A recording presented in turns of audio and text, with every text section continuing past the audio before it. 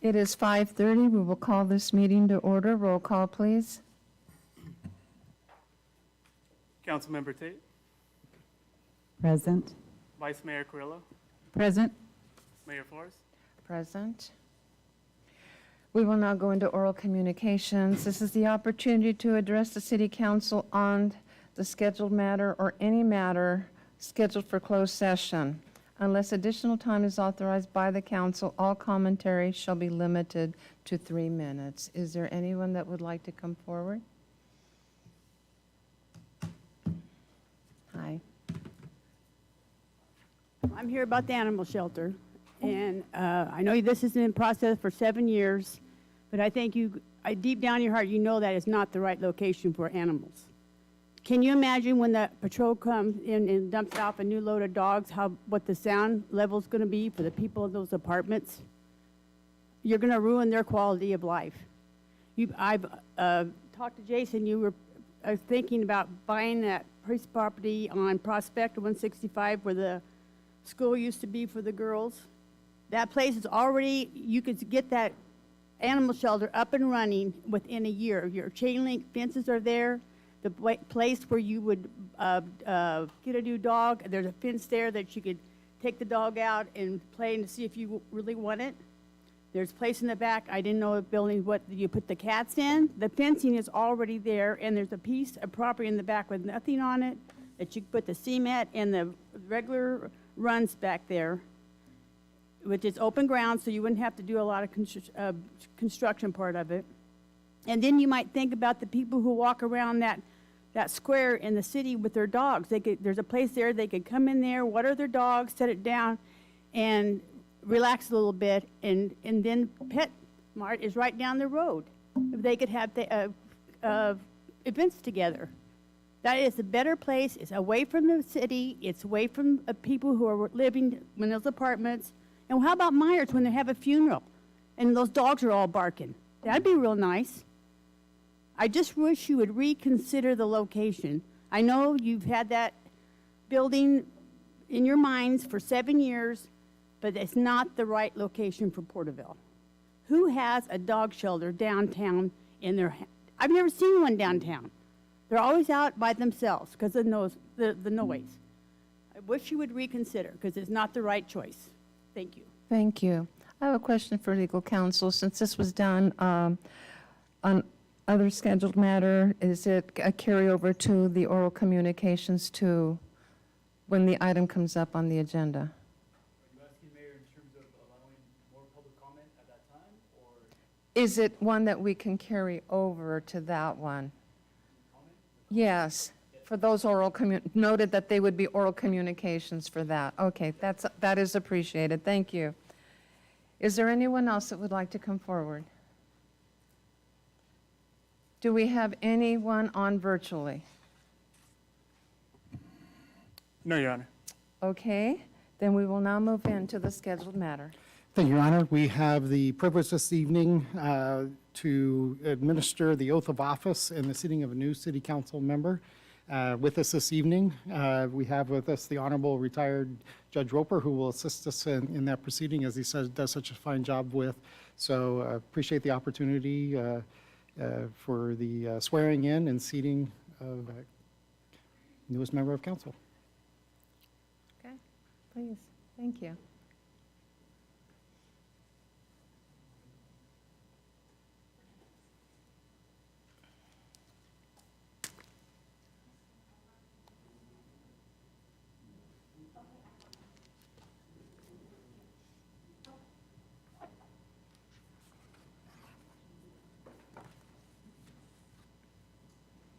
All right, Donna, thank you very much for allowing me to do this. Thank you.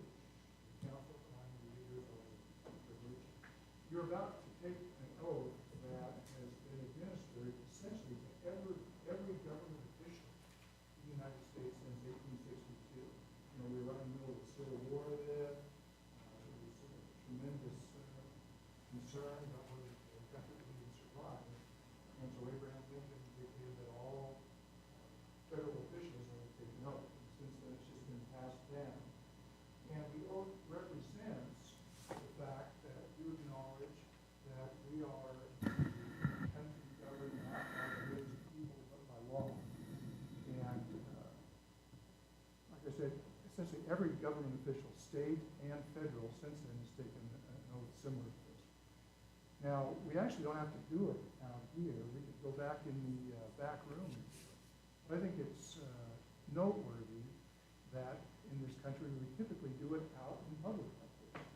So that not too many people showed up to see it, but the ones that are here will know that you acknowledge that, in fact, you adhere to these important principles set forth in the oath, and that you agree and promise to do your very best in serving the people that you represent. So, can you put your hand on there and raise your right hand? The other right hand. And repeat after me, please. I, and state your name, I, Donald Wyrock, do solemnly swear do solemnly swear that I will support the Constitution of the United States of America that I will support the Constitution of the United States of America and the Constitution of the State of California, and the Constitution of the State of California, and that I will faithfully discharge the duties and that I will faithfully discharge the duties of the office of Porterville City Council Member, of the office of Porterville City Council Member, that I take this obligation freely that I take this obligation freely without any mental reservation without any mental reservation or purpose of evasion, or purpose of evasion, and that I will well and that I will well and faithfully and faithfully discharge the duties discharge the duties upon which I am about to enter. discharge the duties of which I am about Upon which upon which I am about I am to about enter. to enter. Congratulations. I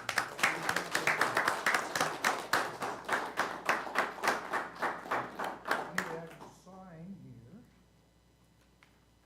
You're in space with that.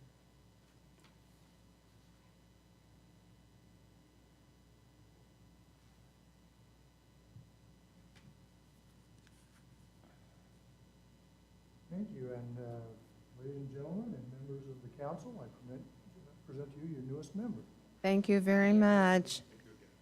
Councilmember Wyrock, will you join us on the dais?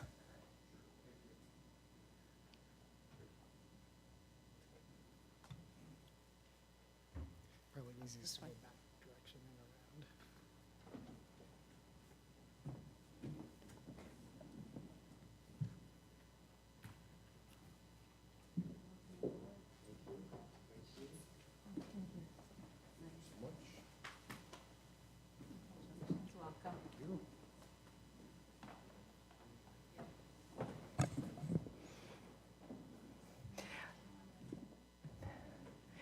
Is there something you'd like to say briefly before we go into the next item?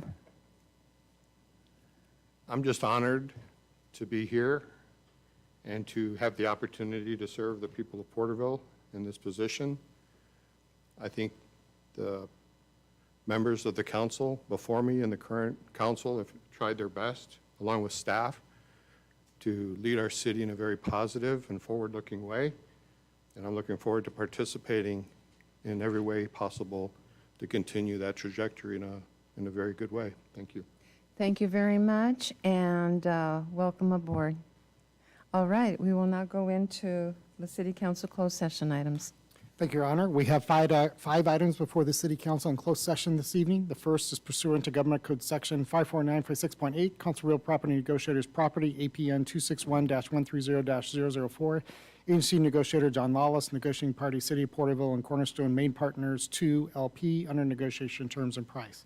Item 2, Government Code Section 549.57.6, Council Labor Negotiator, Agency Negotiator John Lawless and Patrice Hildreth, Employee Organizations, Porterville City Employees Association, Public Safety Support Unit, Management and Confidential Series, Porterville Peace Officer Association, Fire Officer Series, Porterville City Firefighters Association, and all unrepresented management employees. Item 3, Government Code Section 549.6.95, liability claim, claimant Deborah Muma, agency claimed against City of Porterville. Item 4, Government Code Section 549.56.9, subsection D, subsection 3, Council Legal Counsel anticipated litigation, significant exposure to litigation, 3 cases in which facts are not yet known to potential plaintiff. And item 5, Government Code Section 549.56.9, subsection D, subsection 4, Council Legal Counsel anticipated litigation, initiation of litigation, 1 case. Staff's report. Thank you. It is 5:40. We will now go into closed session.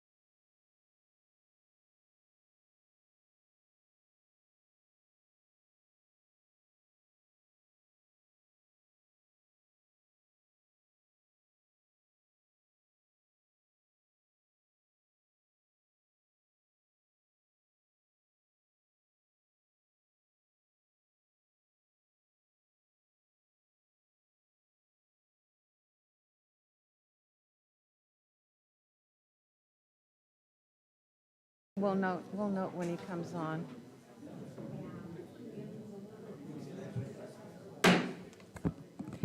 It is 6:33. We will reconvene open session and report on reportable action taken in closed session.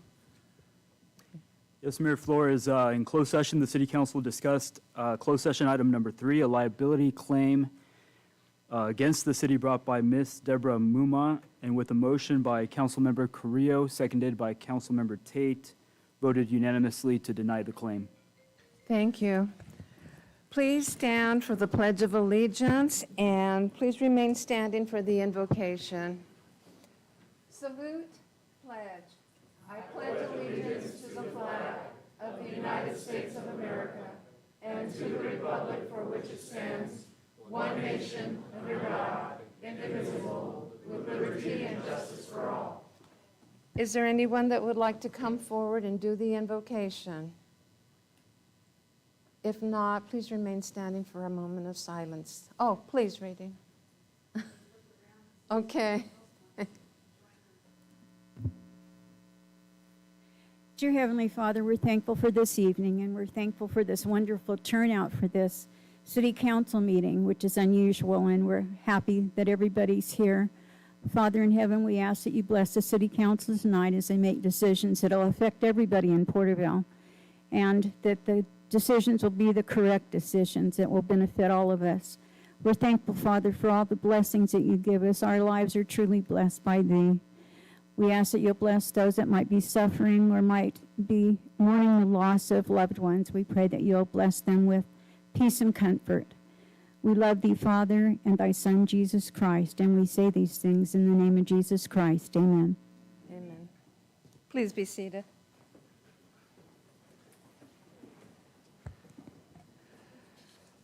We will now go into the Employee of the Month. Jesus Gallardo, are you here? I see you back there. Okay. Please come forward. Officer Jesus Gallardo grew up in the San Fernando Valley, and at the age of 14, his family moved to the community of Terabella. Jesus attended Porterville High School and graduated in 1992. In 1994, Jesus enlisted in the Army National Guard. Jesus served in the Army. During his military service, Jesus was promoted to the rank of Staff Sergeant. During his enlistment, he was deployed to Egypt, Kosovo, and Ukraine. Jesus retired from the Army National Guard in 2019 with 25 years of service. In 2014, Jesus earned his Bachelor's of Science in Business Management through the University of Phoenix. In 2015, Jesus graduated from the College of Sequoia to Larry King's Police Academy. While in the academy, he served as a squad leader and received the Top Firearms Shooter Award. Upon graduation from the Police Academy, Jesus joined the Porterville Police Department. During his 8 years with the Porterville Police Department, Jesus worked several assignments to include patrol officer, field training officer, and detective with the General Investigations Unit.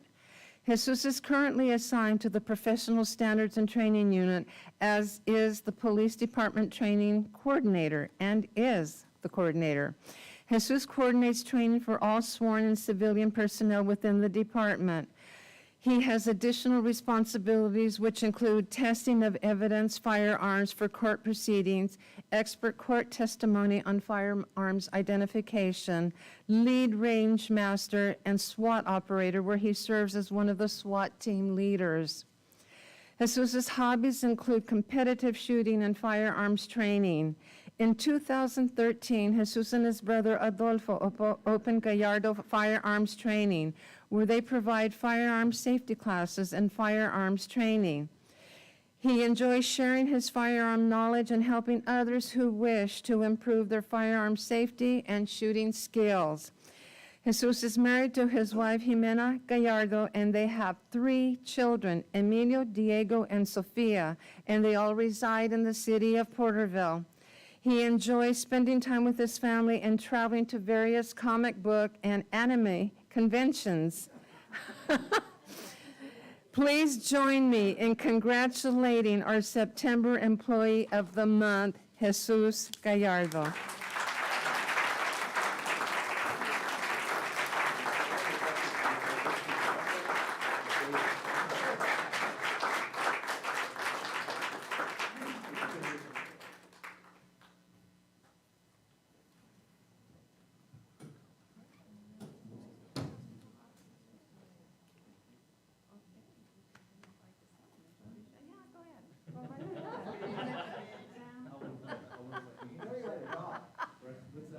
So, yeah, I mean, those of you that know me know I do have a passion for training, so it fits in good that I'm in the, training division now. So, yeah, firearms training, right, and the anime comic book conventions, it's a little bit different, but opposing sides there. But my oldest son, who's 15, he's an artist, he draws, and he actually sells his art at these anime conventions. So instead of being like the dads that take their kids to the football games or baseball games, right, we go to, Sacramento for 3 days or LA for 3 days. So, well, it's expensive, so he does make a little bit too. Yeah, I appreciate, the recognition. And actually, I gotta give the chief a little bit of kudos for putting me in a position where, right, I could, definitely use my talents, to benefit the police department. There's hope for everyone, even you that didn't have. We'll get you shooting straight one of these days. Is your family here? Right, yeah. I tried out for the Marine Corps initially, but I scored high on my ASVAB. Yeah. You scored too high. Jesus, is your family here? No, they are not here. Okay. Yeah, they couldn't make it. We just got back from the big convention, and my wife's like, I'm busy, babysitting, so, yeah. Plus, I think the heat, kept them in the. Thank you very much. Congratulations.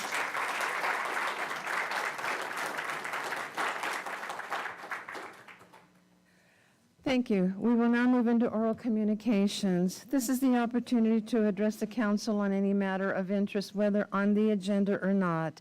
Please address all items not scheduled for public hearing at this time. Unless additional time is authorized by the council, all commentary shall be limited to 3 minutes. We'll ask that you please state your name and address for the record.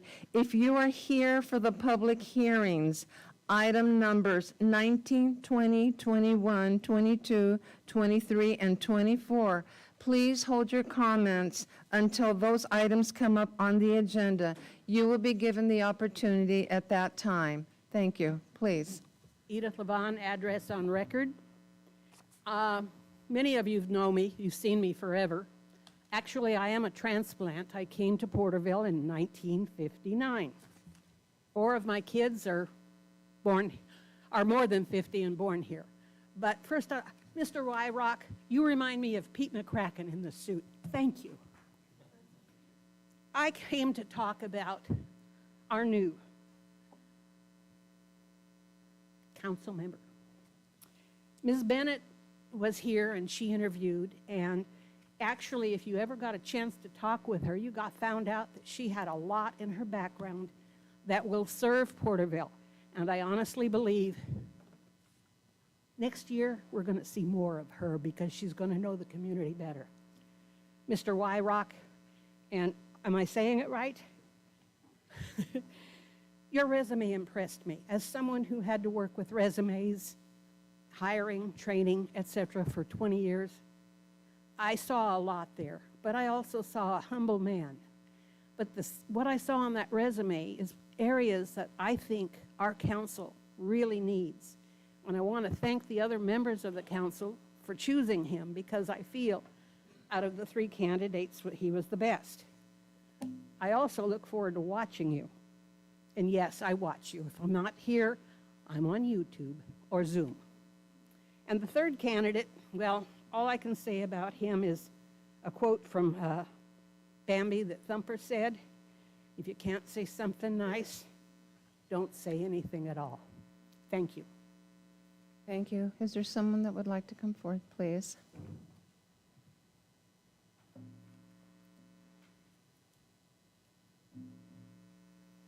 Thank you, Madam Mayor. John Coffey, contact information is on file. A few days ago, while driving by Veterans Park, I saw some dead and sick trees. I hope the dead trees are replaced before Veterans Day and that any of the trees receive the care that they need. Also, let's find out why trees keep dying. We keep losing trees, seems like every couple of years.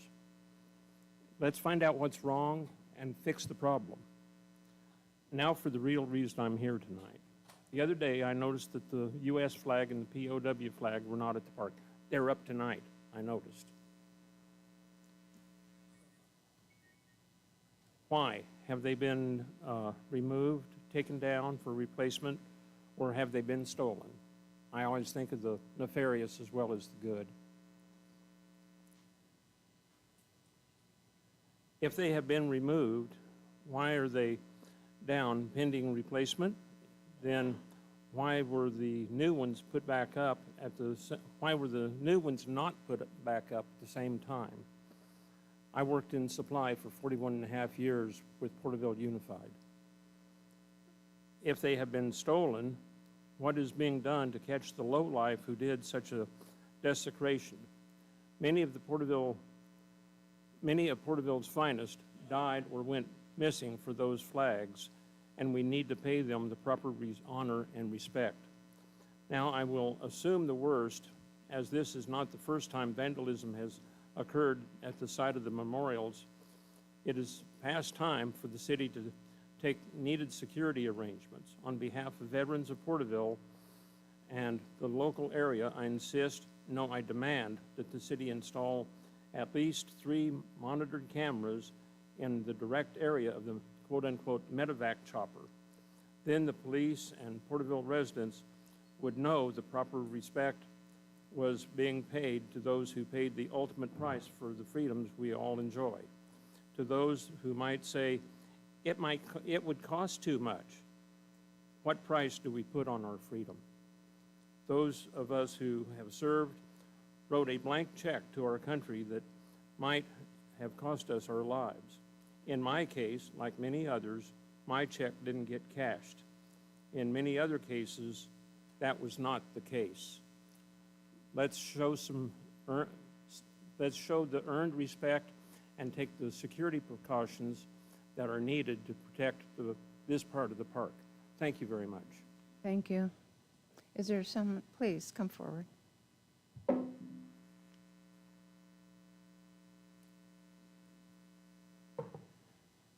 My name is David Horowitz, 1846 North Boyles. I'm here because I don't think you 3 ladies understand when the community wants something, and you're constantly going against us. So I want you to understand what your legacy is going to be. So let's start with marijuana facilities. You wanted to give out licenses for marijuana facilities. Unfortunately, one of the people you gave the marijuana license to, I actually filed a police report, which never heard from the police about. Evidently, it's okay to threaten local merchants and tell them that their health is something they should focus on and forget about the marijuana dispensary. Twice I've been told that. Filed a police report with your people. Never once heard from anybody. If I were the chief of police and I would have had a complaint filed like that by a local merchant, I probably would have taken it seriously. And I probably would have thought to myself, this might not be the guy we want to give a marijuana license to. Unfortunately, that didn't happen. And unfortunately, you didn't listen. So you went ahead and gave him the license. And unfortunately, since then, he's ripped another local business off for about 50 grand. Okay, got away with that. Paid the guy off, and now he's out of that business. So you people need to start listening to the community when we speak to you. No offense to you, because I don't know you. There was a big support for another gentleman who had a lot that he could have done for the community. He had backings from Tulare County supervisors, from assemblymen, from state senators, and the community wanted him in. Didn't get in. And again, no offense to you, here's my problem with you. I don't know you. I've been involved in this community for many, many years because of my business. Yes. And so if you were really, really involved in the community, I'd know who you were. So but it makes me a little nervous because I don't know you. And it's like when this young lady was elected, I thought, okay, good, some new blood on the council. Unfortunately, it worked out that she's just like the rest of them, votes the same way that the rest of them do, and the community is not important. Now, moving on to water issues and such.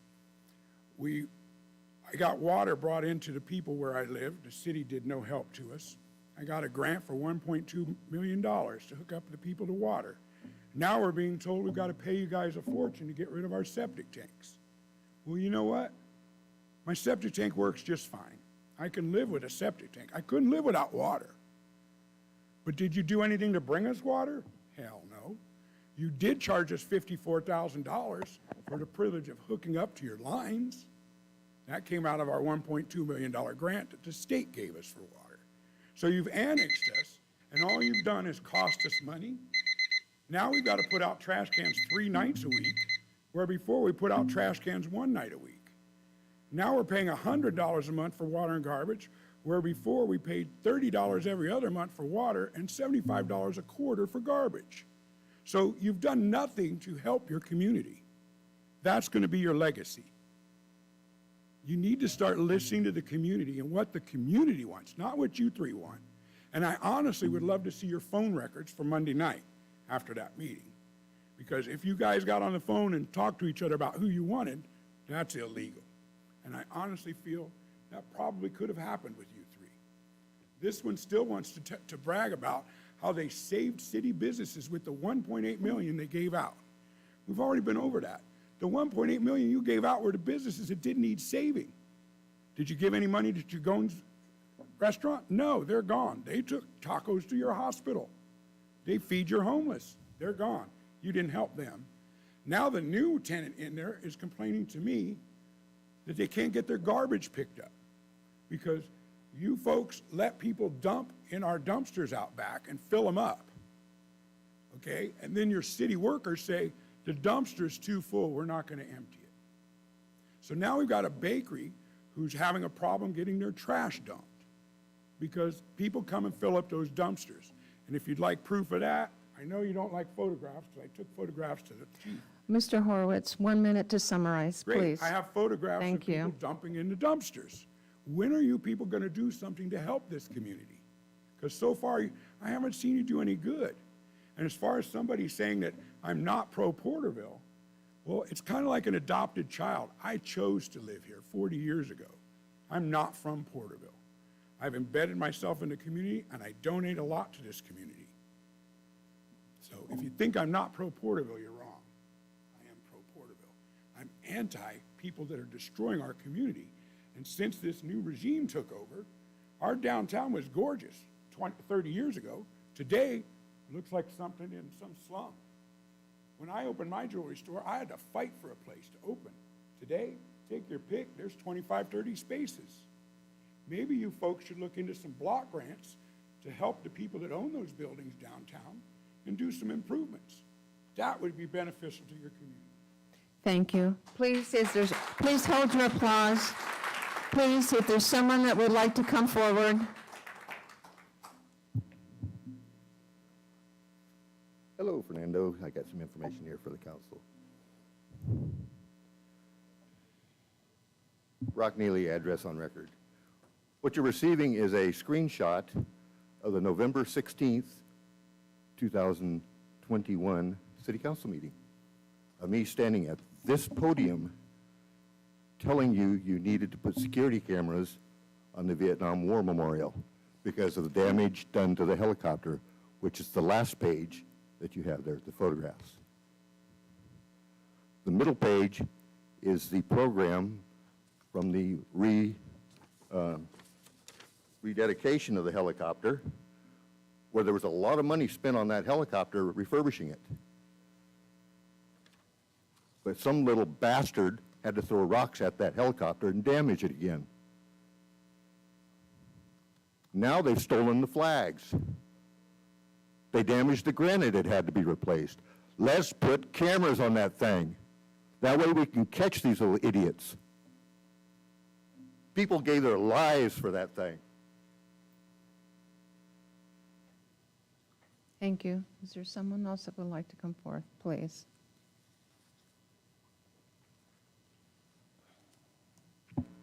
Good evening. My name's Christy Martin, and I'm here on behalf of the Porterville Chamber. And I just wanted to share a little bit about what we've had going on and what we've got coming up.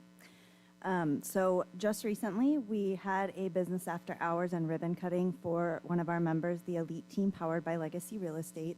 We had a wonderful turnout, and I do want to give a special thank you to both Alita and Claudia for coming out from the city to show support for our business. It was a wonderful, wonderful time, and we were very excited to have everybody there. I also want to share that we just finished up First Friday Coffee with our host, Porterville Unified School District Pathways. So thank you to Mayor Flores and Councilmember Tate for both of you coming and supporting the Pathways program. And we invite you to come again to our next First Friday Coffee on October 7th. And in observance of Domestic Violence Awareness Month, we're going to be having Central California Family Crisis Center, who's going to be hosting for us next month. Also coming up, we have a ribbon cutting this Friday for Doll Up Boutique. It is at 12 p.m. On 33 South Main Street. So we very much encourage everybody to come for that. She's a new business owner here in town. She's got an incredible vision, really good energy. So I highly encourage you, come out, meet her, and check out her vision for her business. It's really neat. And then we also have our business showcase that's going to be coming up October 12th, 5:30 to 7:30. That is going to be open to the public. So we are having our business members there that they're going to be showcasing their products, their services, and then we're also going to be having some food tastings. So come out for free samples. It's free to come, and it's always a really good time. And we are still accepting nominations for our annual business awards.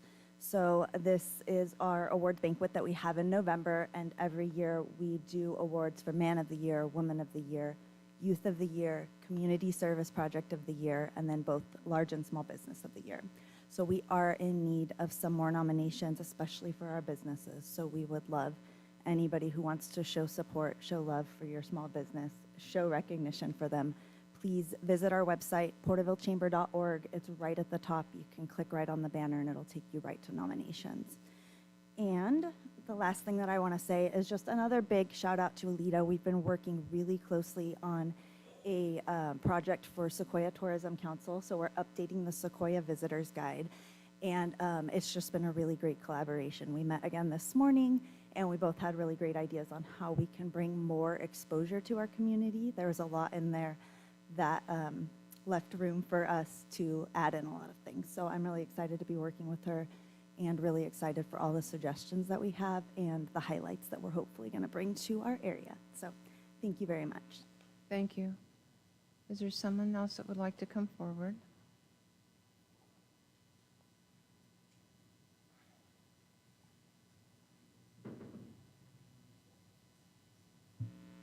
Radine Strawn, 54 West Danner Avenue, Porterville, California. First of all, I wanted to welcome Donald to the City Council. Welcome, welcome. You have your work cut out for you. We keep asking the City Council, this is directed at you, Donald, to listen to us and to maybe consider what we're asking for. And they don't listen to us. And I hope you listen to the people of Porterville, because that's who you represent. If you look at the consent calendar tonight, item number 5, Animal Shelter Project, 184th North D Street. The Republican women, we had a booth at the fair, and we asked people, do you want the animal shelter downtown? And I don't know how many signatures we had. Over 400 people signed that they did not want it downtown. We brought this to the City Council. We told them what we found out. We presented the signatures. And as you can see tonight, they're pushing through the animal shelter where they want it, not where the people want it, in downtown Porterville.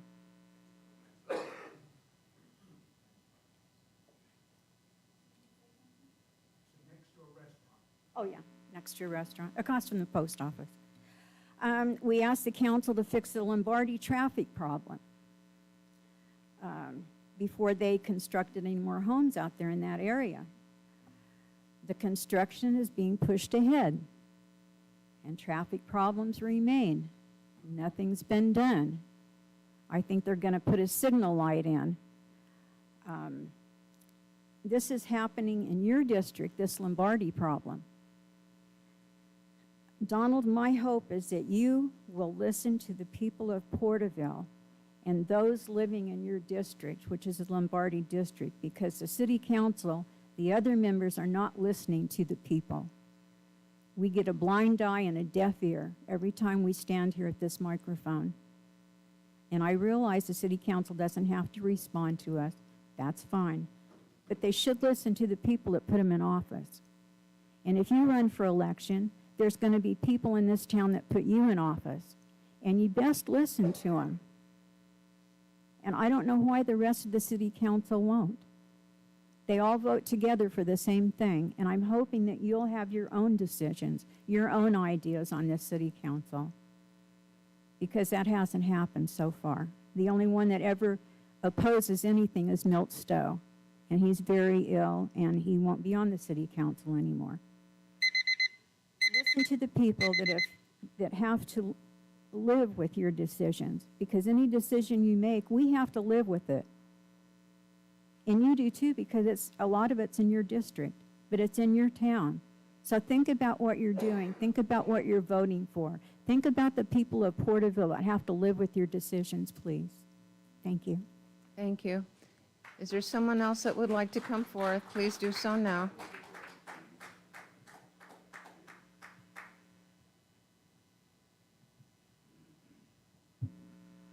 Hi, my name's Greg Meister, 1160 Jean Avenue. As you know, I'm running for City Council, District 2, Milt Stowe seat. Sorry to not see him here tonight. Mr. Wybrock, I know Lombardi Street is the biggest issue in your district, and I believe you're the man that's going to get the job done. You're going to find a solution, and I know that's going to be one of your goals and why you came into City Council. So I'm looking forward to see what you can't get done or present to the people to find a solution for Lombardi Street. As far as the dog pound, 6.5 million with a contingency of 20%. So we're really looking at probably 7.5. Is a bad deal good for the people? We still have a chance to step back and reevaluate. I know people have worked on this for many years, longer than I've been paying attention, it's true. But if we could still back away and get away from a bad deal, it's good for the people. Downtown, next to apartment complex, next to restaurants, it's not the best option for Porterville. And lastly, this new sports complex, recreation center, I love it. I think this is going to be great for the community. I have an opinion on it. 11 soccer fields, artificial turf soccer fields. It's great. I know soccer's big in this community, but so is softball, baseball. And so I can't help but think, what if we dedicated 2 fields to artificial turf softball / baseball fields where they could slide in the mounds and they just change the dimensions on the bases to go from baseball to softball. And like I said, there's 2 travel ball teams in this town where they have 8U all the way up to 18U. And I mean, there's probably 40, 50 kids on each travel ball team. And we're battling over, and I say we because my daughter plays travel softball. And we go out of town now, but because my daughter's more advanced. But I think it would be great for our community. Also, just an idea, I know that there's logistics involved, but what about another basketball court? You know, we have Zalad Park, and unfortunately, the homeless have taken over Zalad. And I remember when I was a teenager playing basketball out there, it was packed. Like, you had to wait in line 5, 6 games before you finally got an opportunity to play. And luckily, I always play with good guys, and we keep winning and getting to keep playing. But I think it would be a great thing for our community to put in. If we're going to pour millions of dollars into this, let's make it where it's beneficial to everyone. Thank you guys for your time. Thank you. Is there someone else that would like to come forth? Is there anyone else that would like to come forth under oral communications? Do we have anyone on virtually?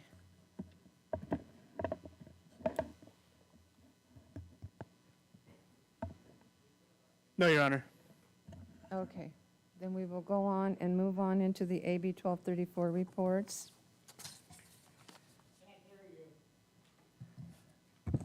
We will now go into the AB 1234 reports. This is the time for all AB 1234 reports required pursuant to Government Code 53232.3. The first one is the Tulare County Homeless Task Force of August the 17th. This was a virtual meeting. Claudia Calderon and I were in attendance, and via Facebook live stream were Mr. Lawless, Mr. Reitner, and Officer Silva. There were no public comments. The first order of business was to adopt the resolution to allow the Task Force on Homelessness to continue to hold monthly meetings remotely.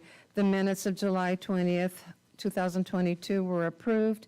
Mr. Whitaker provided updates to Project Home Key, Room Key. Presentation from RH Community Upholding on Home Key projects provided by Michelle Smith. Jeremy from Upholdings gave an update on their work in Tulare, provided the status of the Finca Serena projects, the 80 units in Porterville. I asked if they returned to Porterville soon, I would like to be included in the walkthrough of those apartment units. There was an update on HAP youth set-aside funds, updates from the city. Claudia Calderon provided the report for the city of Porterville. For the Porterville Welcome Center, as of July 30th, unduplicated number, a total of 2,165 individuals. They are currently serving up to 70 people per day. They had an experienced COVID outbreak, and one person was offered a hotel room to isolate, and the rest were able to stay with friends or family to quarantine. The link events continue to take place every other Wednesday. With regard to the link committee, it continues to meet. The focus is to increase fundraising of donations and winter clothing items such as coats, shoes, beanies, and sleeping bags. For a coat giveaway planned November 2nd during a link event, as well as continuing to work on bringing more medical services to the Navigation Center. Porterville Police Department Homeless Program. Currently, Officer Silva is working on researching different outreach programs. He has been increasing his presence on Henderson Avenue and Main Street to provide services to the individuals experiencing homelessness.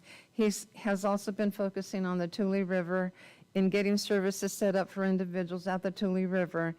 They are also concurrently recruiting a crisis intervention specialist, a social worker, to form part of this team. This pretty much concludes the report. I encourage you to go to the website via Facebook, video, Tulare County Health and Human Services on the Tulare County Homeless Task Force. Next meeting is September 21st, 2022. The next report is the Porterville College Convocation. Dr. Claudia Habib invited us to attend. Mr. Lawless and I were present. The convocation was the assembly of the college chancellor, the board of trustee for the college, staff, foundation representatives, and students. During several of the presentations, a highlight to students with regard to housing. Some cannot afford to pay rent, some are homeless and are attending school. They cannot afford utilities. With means of assistance through the program efforts, that was a brief highlight to indicate that there are students who are attending the college who have difficulties. They are attending, but they are homeless because they cannot afford the housing in the area, and some of the utilities are high. However, the college is working with the students to help and assist them to this regard. A highlight to the budget. Dual enrollment was discussed from early freshman to early college. With regard to athletics, the last time the football field was used on the college was 35 years ago. And as the discussion unfolded to that and the highlight was presented, I could actually say that my son was one of the last football players that played for Porterville College right out of high school and was recruited to Montana. With regard to the football field, it has been renovated. It will start with women's soccer this fall in 2022. Men's and women's track field will begin in the year 2023. A good presentation on safety on campus, and there was a student that shared his participation with the Rotaract Club and how his participation on this club has helped him to be connected to the community, a service under Rotary. And that concludes that report. The next one is the Library Facility Planning Committee. Vice Mayor? Yes. The Library Facility Planning Committee met on August 18th at 4:15 p.m. The committee welcomed Esther Figueroa to her first meeting. She replaced Catherine May, who moved out of the area. The first scheduled matter was new library update. Staff are exploring different processes of development options as to which method will be most efficient, including a design-build option. Also, staff continues to work on financing and funding strategies. As far as an update on the grant that staff submitted for the $10 million California State Building Forward Library Infrastructure Program, the state review team is still reviewing applications, and we hope to hear anytime. The city did receive a request for more information regarding the budget piece of the application, and we feel that's a good sign. Next on the agenda was a library services update provided by committee member Cervantes. Ms. Cervantes spoke of the encouraging opening of the temporary library, which was very well attended and received a lot of positive feedback from the community. A collage was displayed for the committee showing some photos of the temporary library. 4,952 materials were checked out in July, along with 898 new library cards issued. 762 attended the activities offered in July. Due to vendor delays, staff is still waiting on some furniture to arrive. Staff is also waiting on the San Joaquin Library system to connect with the library in order to offer a faster fiber network. The read sign from the old library is displayed in the temporary library with a narrative plaque. It has proven to be a very popular photo backdrop. The next meeting will be, or the meeting adjourned at 4:39 p.m. and the next meeting will be November 17th at 4:15 p.m. That concludes my report. Thank you. The Porterville Area Development Authority Board, that meeting was canceled of August the 19th. We'll now go into the Visalia Rawhide Porterville Night Baseball game of August the 20th. I'm going to begin with Councilmember Stowe.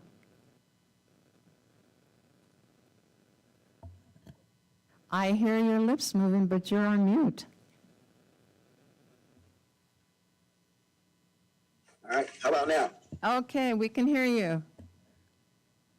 It was a grand night for the Porterville, city of Porterville, and the community of Porterville, and we had our own Monty Moore out there that throw a ball and do an interview, and it was just fantastic. And our mayor did a promo clip on the big screen. It looked very professional, and the game was exciting for the first two innings, and then Visalia kind of lost it, but we had a good time. It was a good time and a good promotional for the city of Porterville. And I appreciate being invited. And it was, as I said, a wonderful time for all. Thank you. Thank you. Councilmember Tate? It was my, excuse me, my first experience over there. I know that a few of you have been in the past. So I was in awe of everything that was going on and overwhelmed by all the people that were there. It was Porterville night, and that's the reason why we were all over there to represent the city. Saw a lot of locals over there that are regulars that I recognized. And it was really, really an honor to be part of that whole group. Okay. Thank you. Councilmember Wyrock. Thank you. I did have the pleasure to attend, and I sat out in the field, and I did observe something that really struck me. It was a young man, a baseball coach, wearing a red jersey. I think he had his daughter there. She was standing near the fence outside of that right field. And another young girl was with her, and they were having a good time out there. And I noticed him and not his daughter, but the other young lady, might have been somebody on his team, a young lady on his team, really have a nice moment, a lot of positive recognition by that coach to that individual. I'm a father. It meant a lot to me to see somebody pouring themselves into someone else's child. And it's just see the respect from the kids to that coach. I don't know his name, don't know who those kids are, but Porterville showed up that night. It was a good night. It was a good game. It was a little hot, but I was glad I was there. Hope all of you can join us next year if we have another one. Thank you. It was an exciting momentum because there were the whole field, not the field, but the bleachers. It was all Porterville representation, and a lot of people that night, as long as you showed your identification or a utility bill, if you were from Porterville, they provided you with some seating. Somewhere out there was seating available. I saw the Exchange Club group out there. They were rooting up a storm for everybody in Porterville. It was good. It was beneficial to support Councilmember Stowe and Mr. Moore throw out the pitch. I was in awe that Mr. Moore really just did a strike, and then we were there supporting our Councilmember Stowe as he did his. And it was, even though it hit the ground, we were fine with it because we were yelling and screaming at what he was doing along with everybody. So it was a good event and a good momentum. And I'm very grateful that Visela Rawhide put it together and that we were invited to be a part of it. And they're going to do this every year from now on, according to the information that we received. The Tulare County Economic Development Corporation, that was the meeting I attended on August the 24th with Mr. Reidenauer and Mr. Lawless. We immediately went into closed session. As we came out, it pleases me to announce that Erica De Oliveira is the Tulare County Economic Development CEO. There were no public comments. The minutes of July 27, 2022 were approved. The financials through July 31st, 2022 were detailed and approved. The project and client service updates were provided. The EDC is currently managing 35 active project files. Information is current fiscal through August the 19th. Broken down carryover from prior fiscal years, 29. New projects this year are 6, less the closed and inactive would be 1. There were 5 projects reported as most active. I will simply provide the highlights. A biochar manufacturing company seeking to purchase a 10,000 square foot existing facility to expand. They have developed their own circular economy projects. TCEDC submitted a proposal and is awaiting review. This job would only create approximately 7 jobs, but that is good. A manufacturing company, it's a California-based supplier of customized control systems used in industrial plants, data centers, and other specialized facilities. They're seeking to build 50,000 square feet and build out on 5 acres. This is an assist project, and the Tulare County Economic Development will continue to follow up. A carbon removal company is seeking to lease an existing 40,000 square foot building on 1 acre. The company uses an air capture technology, enhances a natural process to permanently remove carbon dioxide from the atmosphere. This would create approximately 4 jobs. A commercial client is seeking 50,000 square feet as the Inland Empire that is seeking to potentially to relocate to Tulare County. The EDC is assisting the contracted consulting firm and actively pursuing the relocation project. A single home residential developer based out of the Bay Area is seeking 50+ acres, prefers entitled land to develop in California. This project is looking to develop within 12 to 24 months. The TCEDC distributed RFIs and will work with each municipality for site submission. Staff updates, the Economic Summit for 2023 is slated for February the 10th. Then it will be at the Wyndham. There is a broker mission conference that the CEO will be attending September 20 through the 22nd. The conference is around manufacturers, industrial, and it would be working with the brokers. The strategic planning session is scheduled for Wednesday, October 26th, and there was a brief discussion of office space and downsizing the area. Items that were tabled.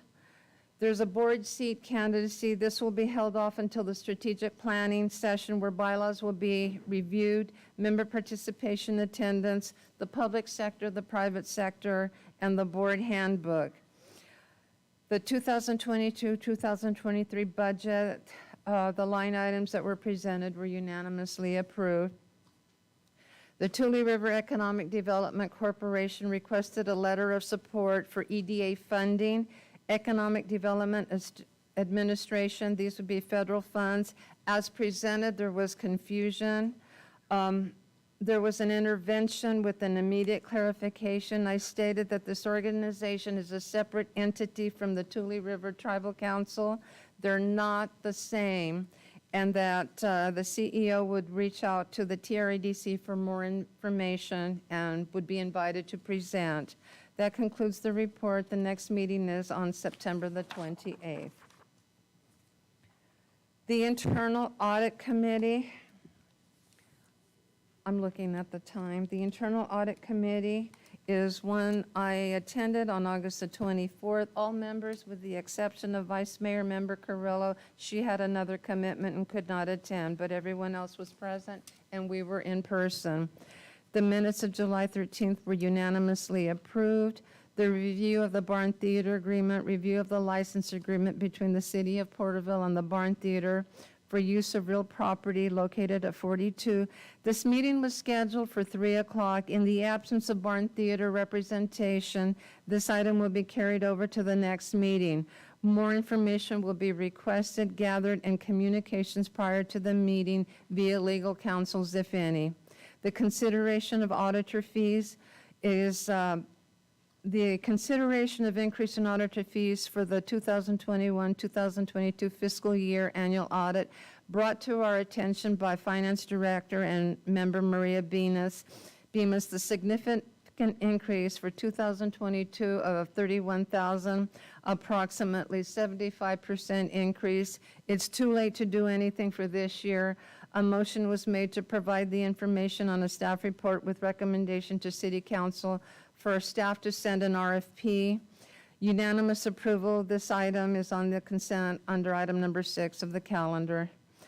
The FTA triennial review, that was Federal Transit Administration. That was an update only, provided for the last 3 years. That was a good audit.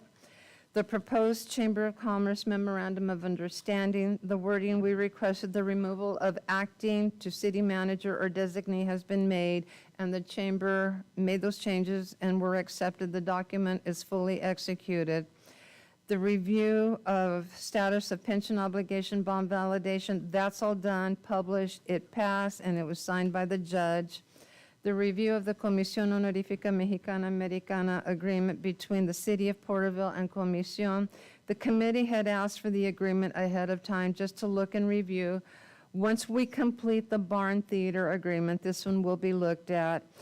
The next meeting will be the Barn Theater agreement, the FTA audit, and I believe the preliminary official draft statement. This meeting adjourned at 3:44. The next meeting will be September the 28th. This concludes my report for this. And Mr. Lawless, is there anything I may have left off? Okay. I'm looking at the time. We still have more committee reports. What I'm going to do, I will carry 8, 9, 10, 11, 12, and 13 and place those at the last under scheduled matters because we have a lot on for tonight. So the rest of those reports will go on under scheduled matters, and we will go ahead and move to the consent calendar. All consent calendar items are considered routine and will be enacted in one motion. There will be no separate discussion of these matters unless a request is made, in which event the item will be removed from the consent calendar. All items removed from the consent calendar for further discussion will be heard at the end of scheduled matters. How does council wish to proceed? If there are no noted conflicts or any items, how do you wish to proceed in this regard? Your Honor, staff asked to remove item number 14, as PPOA is going to again vote on their. Item number On their- 14 will be removed. Thank you. Councilmember Stowe, you had, Going to say I approve for approval, with the exception of item 14 that has been, well, it's been pulled, so I approve for approval from items 1 to 13 and 15 through 18. we have a motion for the items with exception of number 14 that has pulled, 2 through 13, 15 through 18. A motion has been made by Councilmember Stowe. Do we have a second? I'll second.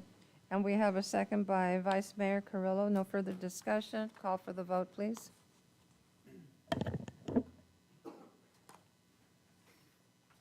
Councilmember Wyrock, I'm pushing a button, but it is not. I apologize. Oh, no. We have to do roll Roll call call tonight because because we have Councilmember somebody Stowe, virtual. Councilmember Stowe is virtually, so there's a roll call vote, so we have to Verbally? verbally. Well, without the opportunity or missing the opportunity to remove an item from the consent calendar related to item 5, to seek additional information. If it's too late to do that, since it's been moved and seconded, I vote no Okay. to the consent calendar. Okay, so we're not, I'm looking at legal counsel. We have already made the motion, and we're, and, no further discussion. Sorry, Mayor Flores, one option could be for Councilmember Wyrock to make his motion and then for votes to be done on both motions. Does that make sense? So a motion was made by Councilmember Stowe, but if Mr. Wyrock wanted to make another motion, There's a motion and a second on the floor. There's a second, so There's a motion already made. That's why any further discussion before we call, and I called for the vote instead of the further So discussion. my vote then is no. yeah, no, but Mr. Wallace is correct because the second, so probably should take that first. Otherwise, you Okay. could take both motions, but. Is there, let me ask this question because, Councilmember Stowe, are you hearing the conversation? Yeah, I can rescind my motion just so Councilman Wyrock can have the opportunity to pull item 5 if he wishes, if that's okay. We I'm have not a sure. motion that, we have Councilmember Stowe who made the motion to rescind. Are you in agreement with that, Vice Mayor? Yes, I would be in agreement with. Okay, so that motion has been rescinded. And you're requesting that item number 5 be pulled? Yes. Or, okay, for discussion and be placed at the end of scheduled matters? For discussion and to be placed at the end of scheduled matters. Okay, then that item will be pulled. Item number 5 will be pulled at the end, for the end. And then now, Mr. Councilmember Stowe. Thank you. I'll make a motion to approve items 1 through 4, items 6 through, which one are we at? 9? No, 6 through, It'd be items number 2 through, or 2, I'm sorry. I said 1. through 13, items 2 through, no, 2 to 4. 2, 3, 4, 6, 7, 8, 9, 10, 11, 12, 13, 15 through 18. Yeah, I approve for that. Okay. I'll second that. And, okay, we have a second by Councilmember Tate. Call for the vote, please. Councilmember Wyrock, Yes. Councilmember Tate, Aye. Councilmember Stowe, Aye. Vice Mayor Carrillo, Aye. Mayor Flores. Aye. Passes unanimous. Thank you. We will now go into the public hearing. The item number 19. Thank you, Your Honor. There are 6 public hearings that have been scheduled for this evening. The first is to consider the formation of Sewer Utility District 474B, and Mr. Sanchez will provide the staff report.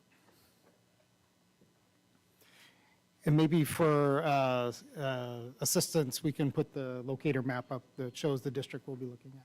Thanks. All right, thank you, Mr. Lawless, Mayor, members of council. This is the time and place set forth for the public hearing on the formation of the Area 474B Sewer Utility District. Ballot information materials were distributed on July 11th of this year to the Area 474B stakeholders. The official end of the ballot process is at the closing of the public hearing. Property owners have until then to submit ballots in support or opposition to the formation of the district and the imposition of the assessment. Assessments for the district were determined in the engineering report and accepted by the City Council at its meeting on August 2nd, 2022. Pursuant to the notices provided to the property owners, assessments per lot were determined by lot acres divided by contractor bid plus 10% contingency, bid lateral cost plus 10% contingency, and a $1,554.89 per lot construction management fee, which was 10% of the bid. The city proposes the following. If Area 474B Sewer Utility District passes, property owners receive a one-time assessment calculated using final construction costs or costs based on the city's Exhibit H connection fee schedule and lateral costs, whichever is the lesser amount. Payable over 30 years, adjusted 3% interest compounded annually, and billed through the Tulare County Assessor's Office beginning December 2023 or 24, depending on acceptance of project by the council. At the time of connection, the property owners or a licensed plumbing contractor secures a plumbing permit and abandons the septic tank to county standards.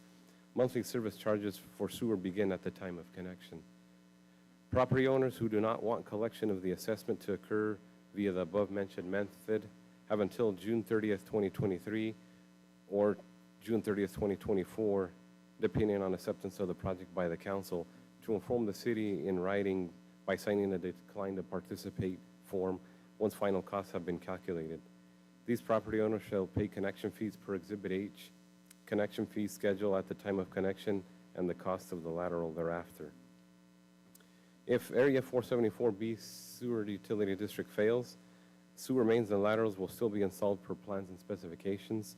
Property owners wishing to connect to the city sewer system shall secure a plumbing permit, abandon the existing septic tank per county standards, and pay all connection fees based on actual construction costs, adjusted 3% annually, or per the city's Exhibit H connection fee schedule and the cost of lateral, whichever is the lesser amount.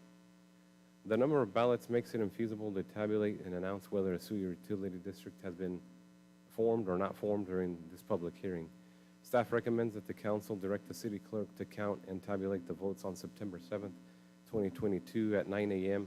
in the J.C. Coleman Conference Room located here in City Hall. The tabulation process is open to the public. The results will be presented to the council at its meeting on September 20th, 2022. No assessment may be imposed if a majority protest exists. A majority protest exists if the ballots submitted in opposition exceed the ballots submitted in favor of the assessment. With that, the recommendation to the council is to open the public hearing, take comments, and accept any ballots, and instruct the city clerk to receive all ballots and count said votes on September 7th, 2022 in the Coleman Conference Room located at City Hall at 9 a.m. and report to the City Council the outcome of the voting at its meeting on September 20th, 2022. I'm available for any questions the council may have. Thank you. It is 7:32. We will open up the public hearing for this particular subject location, item number 19, for the formation of this utility district. If you have your ballots completed, or if you have any public comment, this is the time to do so and turn your ballots in to staff. Is there anyone here with ballots for this particular one?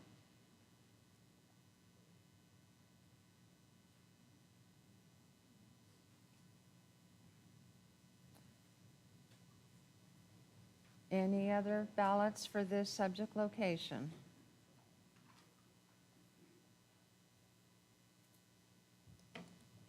It is 7:33. We will close the public hearing on this one and move on to the next one.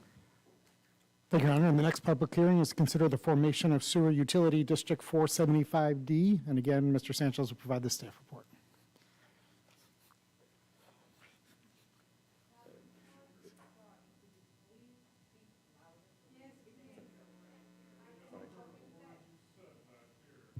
This is Please. All right. So with that, I was going to ask, is that good? Closer. Just a moment.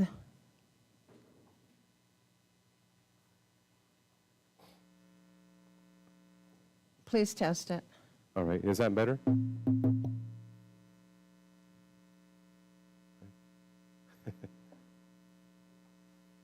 All right, so I'll proceed with the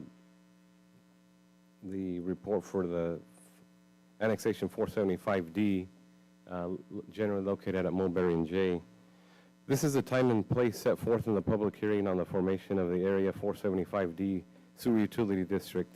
Ballot and information materials were distributed on July 8th, 2022 to the stakeholders. The official end of the ballot process is at the closing of the public hearing. Property owners have until then to submit ballots in support or opposition to the formation of the district and the imposition of the assessment. Assessments for the district were determined in the engineering report and accepted by the City Council at its meeting on August 2nd, 2022.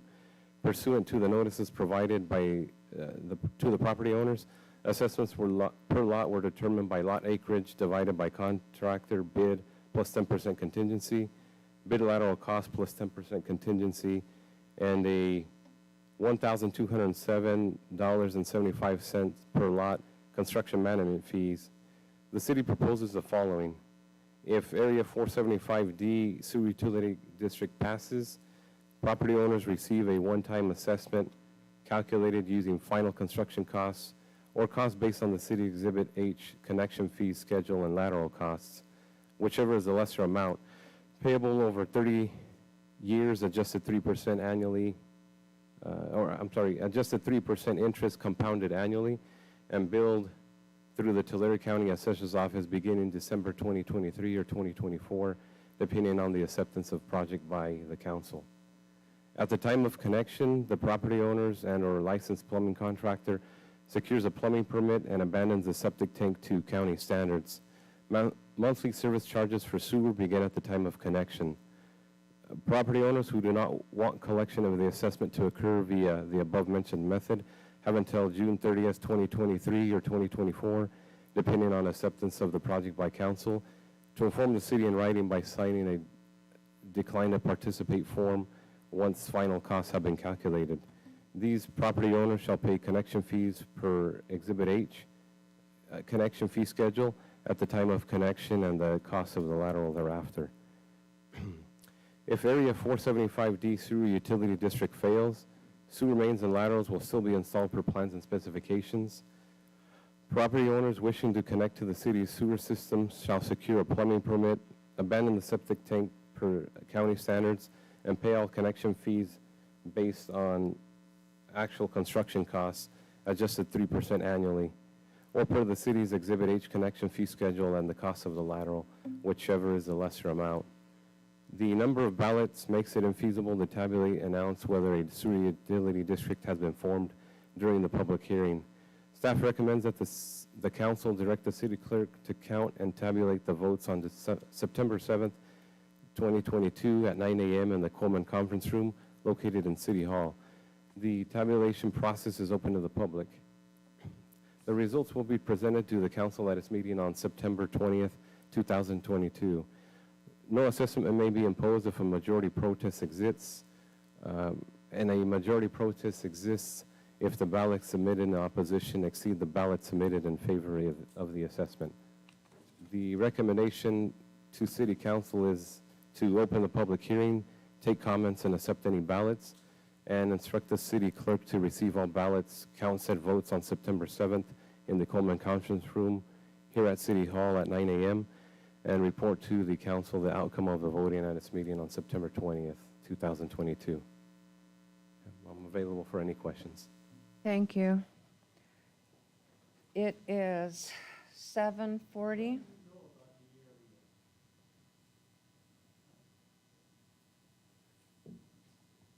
Okay, who's the one that asked the question? Would you come forward, please? Because I'll keep the public hearing open. We need to have, please come forward. And then I'll close the public hearing. Please go ahead. If my wife calls me, I'm just a dummy. No, no. What is your question, sir? But I have lived here all my life, except for 4 years in the military. Okay, what is your name and your address? My name is Jack Hutsell.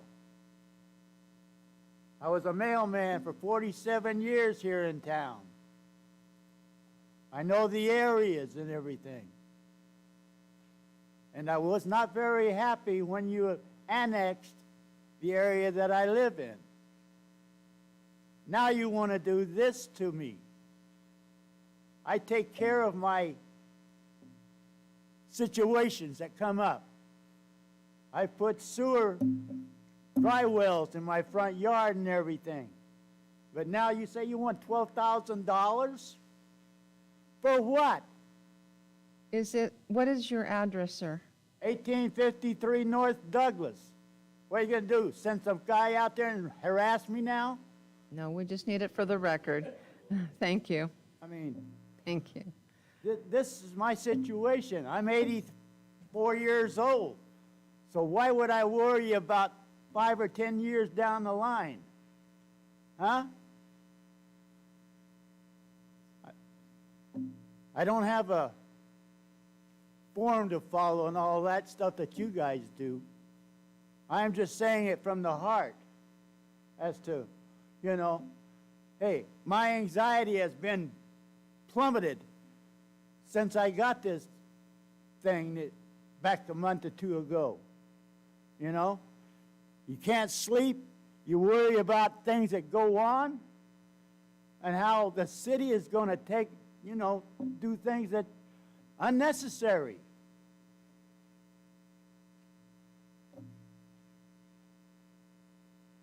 I don't know what else to say. I can ramble on for a long time, you know, as far as anything goes, you know. Well, thank you. What I'm going to do is close the public hearing. I was even given a Man of the Year award back in 2013 or something like that from the city of Porterville. Thank you. They never even saw me. Thank you. All right, it is 7:41. We will close the public hearing, and I know that staff has gotten his information to this regard and could reach out to him. Are there any ballots to turn in for this particular formation of 475D? If to turn your ballots in, or?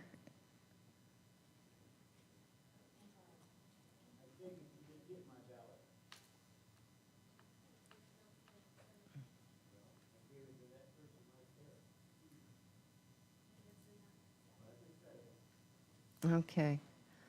Any other ballots to turn in for this one on 475D? All right. No more, no other ballots? We will now go on to the next public hearing. Oh, I'm sorry. Thank you.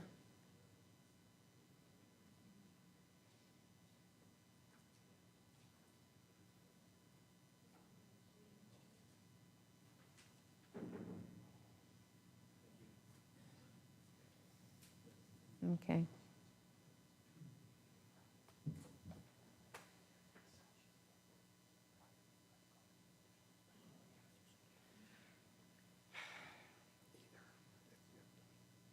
You haven't seen disrespectful yet.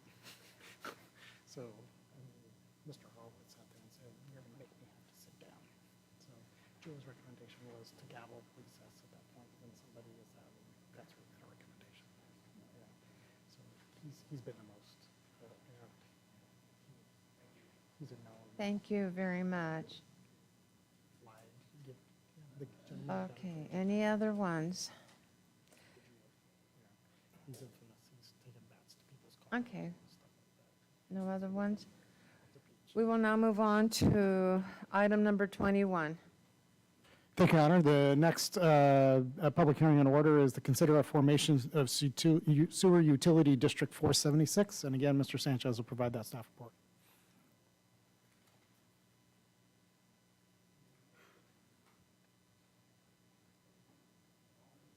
Thank you, Mr. Lawless, Mayor, members of council. I did want to ask a point of clarification. The reports are the same with the exception of a few minor details, and just wanted to ask if you'd like me to go through the whole staff report or just those details specific to this area. Council, how do you wish to proceed? Your Honor, I was just going to ask if you could just do that, and so we can speed this along. Thank you. Is council agreeable to that? I'm agreeable. I think it might be a little more clear also to help. All right. Well, go ahead, Sure. please. So with that, this is a time and place set forth for the public hearing on Area 476 Sewer Utility District, which is, as you see there on the locator map, between Gibbons and Yates and Jay and Plano. The official end to the ballot process at the close of the public hearing. Property owners have until then to submit ballots in support or opposition to the formation of the district. On this project, assessments were determined in the engineering report and accepted by council at its meeting on August 2nd.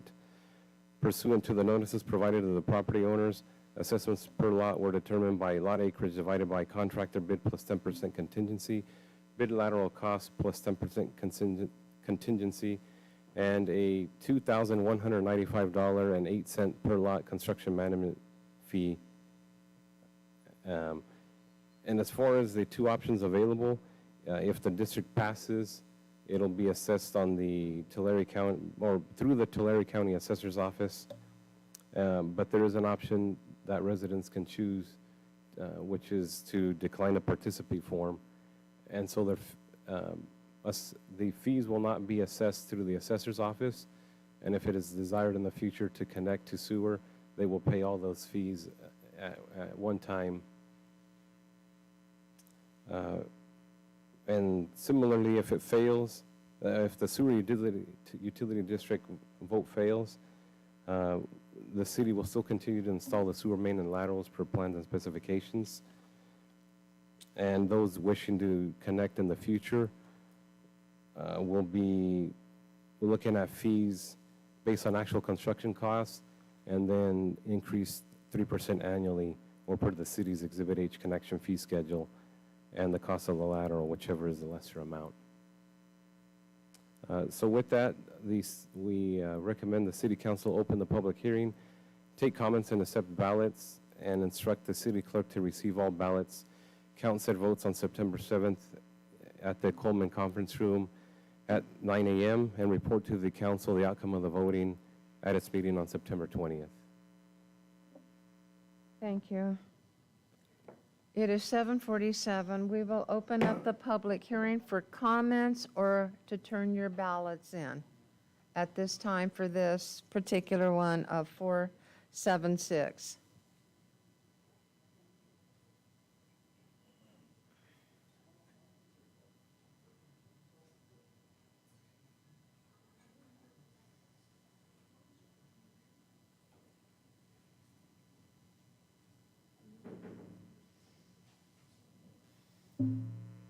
Thank you for this opportunity, and it's nice to see you up there, Mayor Martha. Hi, Mr. Hatfield. And the rest of the council, I don't know as well, but I know Martha quite well. Thank you. We served on other boards. I'm here turn in my ballot for 2 different locations. I'm voting that I am in favor of the district, but I do have some questions. Number one, your map is wrong up there. The streets are improperly named. I would suggest that if that's what you're going by, you need to make some changes. My question is, why am I voting on this when the project is almost done? Where we are, the construction of the sewer line is underway at this time. Will be done in another few weeks, I'm sure, and yet you're asking for my vote, whether I'm in favor of it or not. It's already underway. Why is that? You want me to give all my questions? Go ahead and give us, and then we'll close the public hearing and have staff respond to these. Okay, I have 2 houses on my property, which is about 8 acres. One of them has an assessment of about $134. The other one's $124, and that's absolutely out of the question to be hooked up. I want to be hooked up, but why am I paying that kind of a fee? I'm told that those numbers are not correct, that they will be revised, but nobody's told me yet how much it's going to cost me to hook up to this. And I'm being asked to move forward on this without enough information to go. I have another question, and it regards 2nd Street, which is about the end of that subject location arrow. It's 2nd Street off of Yates. That's not Yates where the map shows it. The city has extended water lines. I don't know what other ones, but they now have a sewer line down there, but there's no street. It's a half a street. There's no paving on that street. There's no curb and gutters. And I've never seen the city move ahead and put in city services without a street. When we developed Lincoln Street, we had to have the approval and the curb, gutter, and sidewalk, not sidewalk, but a parkway, and the street paved. We did all that, and they have everything except the sewer in there, sewer and water in there now. I'm wondering how you moved ahead on that 2nd Street development with all those improvements when you don't even have a street. Here are my ballots favoring the annexation, but I'd sure like answers to some of those questions. Okay. Is there anyone else that would like to come forth for public comment and ballot turn-in? And then,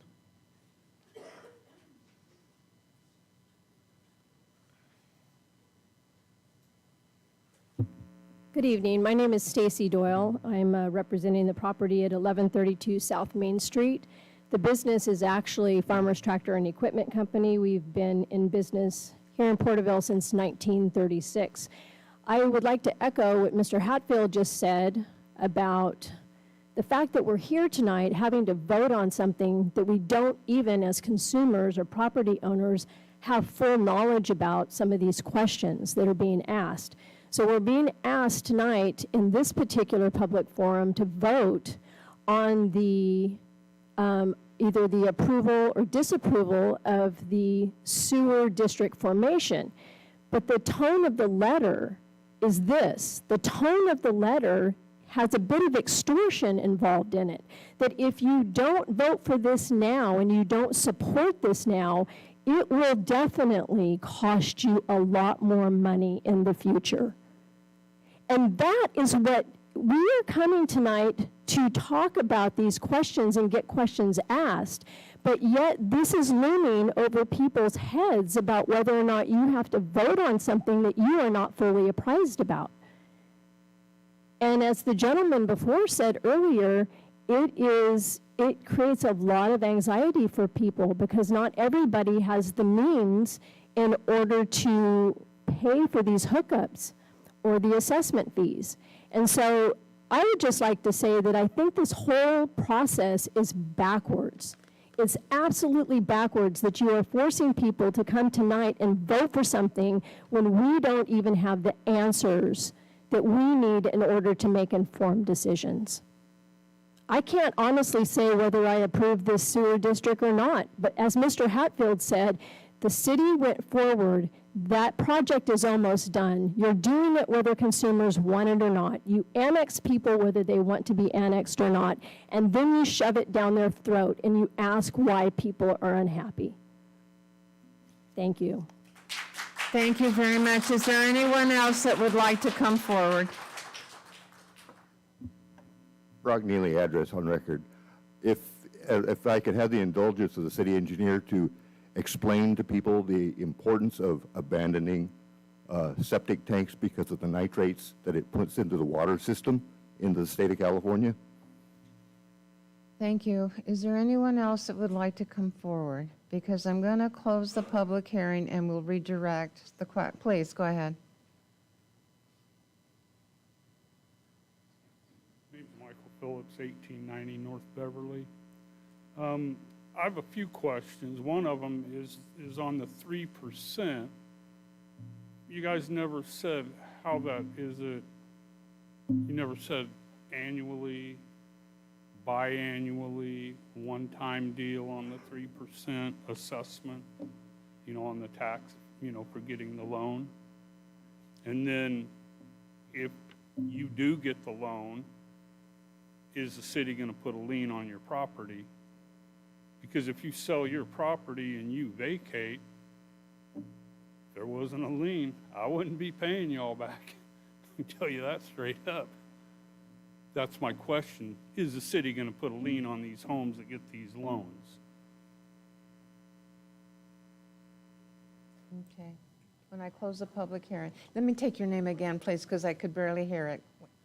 Excuse me? Your name. I just need your name again, so when I turn it back, we'll have your name. It's Michael Phillips, Thank you so much. 1890 North Beverly. I got the address. Okay. Thank you very much. You're welcome. Okay. Is there anyone else that would like to come forward for comment? Or turn ballots in? Okay. Okay, it is 7:55. I am going to close the public hearing, and our members of the community had several questions, beginning with Mr. Hatfield, and then Ms. Wills, and then Mr. Phillips. Is there anyone here that would be able to answer the questions that were asked this evening with regard to the process as to if they're already, being hooked up and the fees aren't correct, and sewer lines that are going in, and how, when they are notified and the letters are sent out, how far out are the letters sent out so that they could have asked a lot of these questions before tonight? And then Mr. Phillips' question as to the percentage of 3% annually, biannually, and the question that he had with regard to the liens. Sure. I'll start off with background on why the construction projects are occurring now without a vote. And so back in December 2019, there was an approval by City Council to do some refinancing on sewer funds. And with that came a clock of 3 years that, if I recall right, it's either 75 or 85% of those funds had to be expended in order to comply with the conditions of that loan, which were $13.5 million. And so we spent the last 2 years gathering topographic data, existing conditions, evaluating who's connected or not, and then moving forward on designs with consultants and also in-house staff to put these projects out to bid from the beginning of the year till around May. And so we have to bill those all out by, we're projecting by end of November, so we can meet the December 18th deadline of this year in order to comply with those conditions. And the city jumped on that because, as was stated before, there is a large need to reduce nitrate levels in the area. It's all water quality based. And if we continue to put items that aren't the cleanest into the ground, they get absorbed into the water table and then pump right back out. So we're trying to reduce that to improve water quality. And it's also a state mandate. In fact, our wastewater treatment plant is tasked with reducing nitrates. We call it our denitrification process, which is got a pretty good price tag on it, and we need to comply with that in the next around 3 years to 5 years. So it's all environmental related as far as why we move forward with this. There was a funding opportunity to take advantage, and we're within a few months of needing to meet that deadline. And so the vote that has come before the residents, that material was distributed between June and July of this year, that ballot information. There were also some public meetings that were put together, right? Right.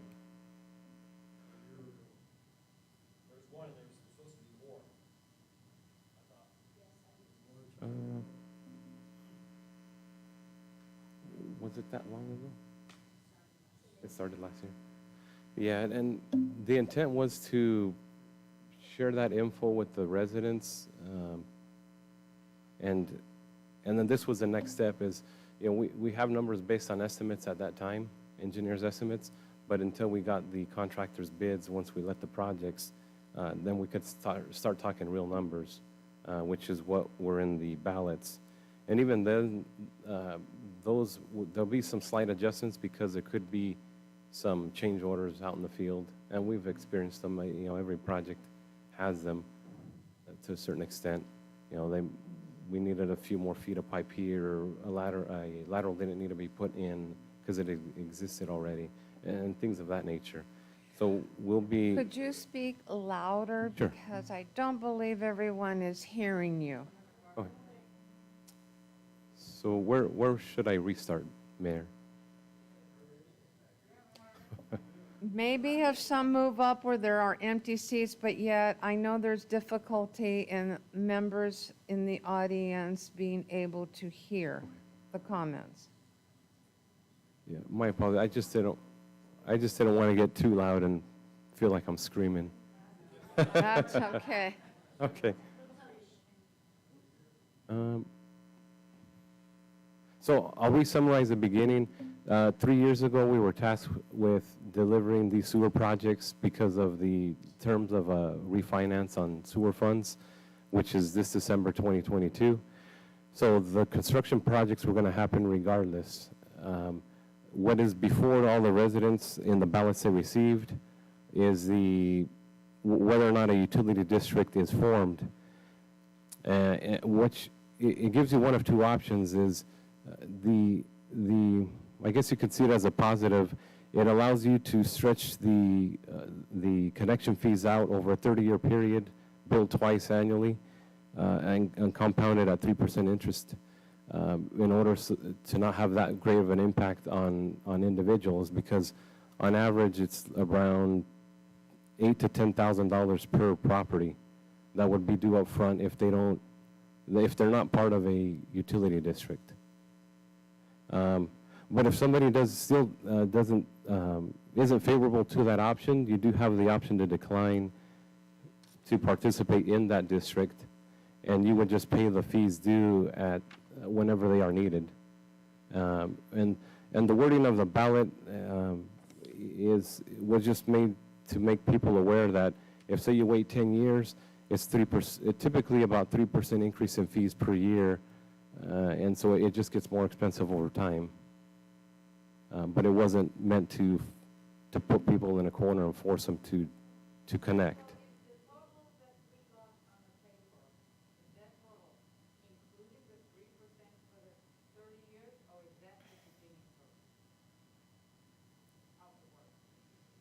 That is the beginning. Right. Correct.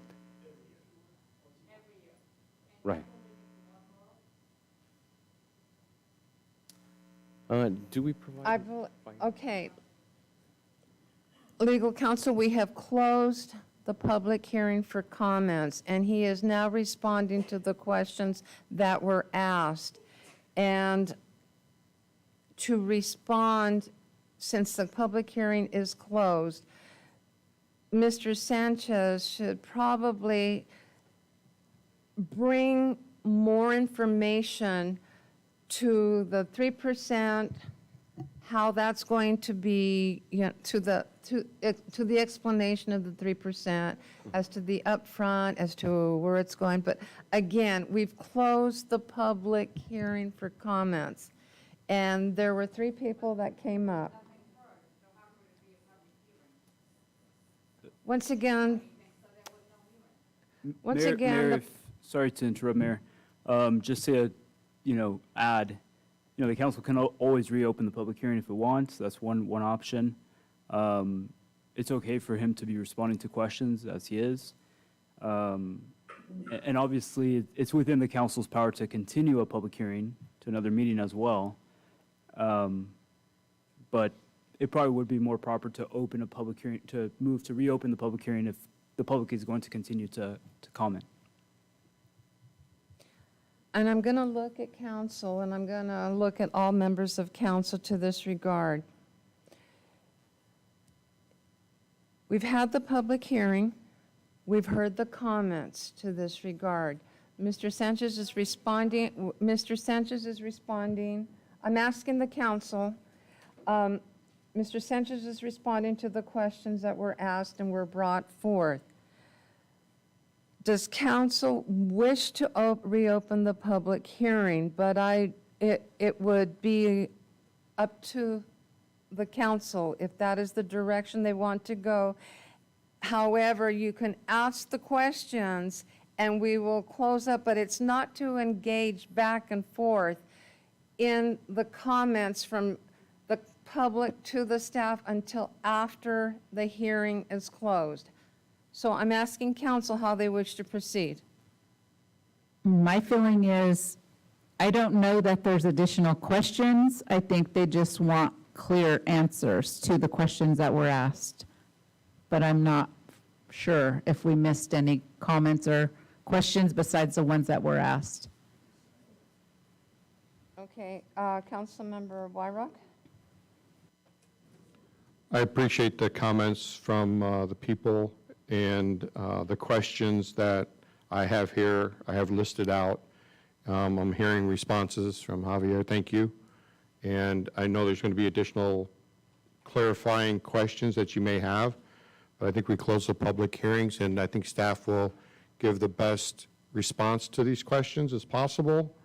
And then we still have the right to reopen the public hearing should others feel appropriate. Councilmember Tate?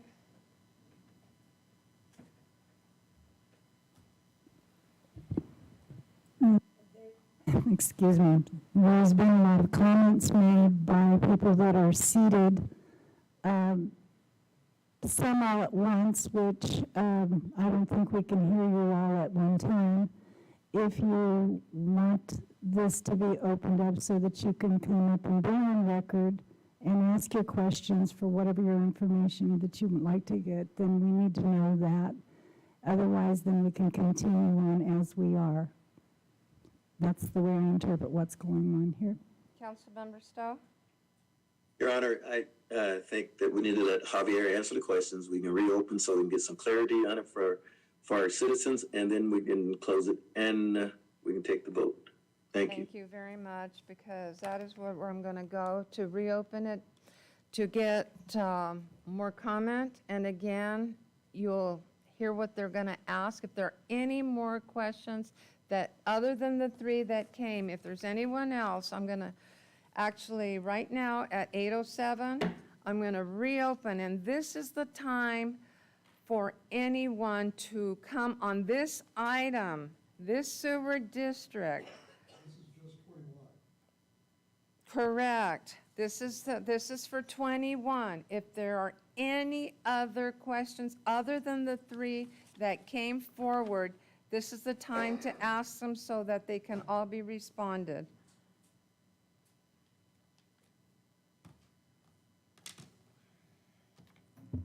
Again, my name is Stacy Doyle. I'm representing the property at 1132 South Main Street. I do have a question specific to the letter. In the letter that I received, I can't speak for everybody else, but it said the total estimated cost for the project is $1,977,283. And then it also indicated down lower that the total estimated construction cost was $2.9 million. I'm a little confused about the difference in those two numbers, almost $1 million difference. And so I was hoping that we could also get clarification on that. The one other thing that I would like to say is that with respect to this particular item, we had one Zoom call that happened, and there were supposed to be additional meetings that never took place so that consumers and property owners could get additional information. I sent an email request to the individual who had hosted the Zoom asking for the PowerPoint presentation, and I had never received that either. So I just wanted to mention that. Thank you. Thank you, Ms. Doyle, and I apologize for writing your name down wrong, incorrectly at the first. Is there anyone else that would like to come forward?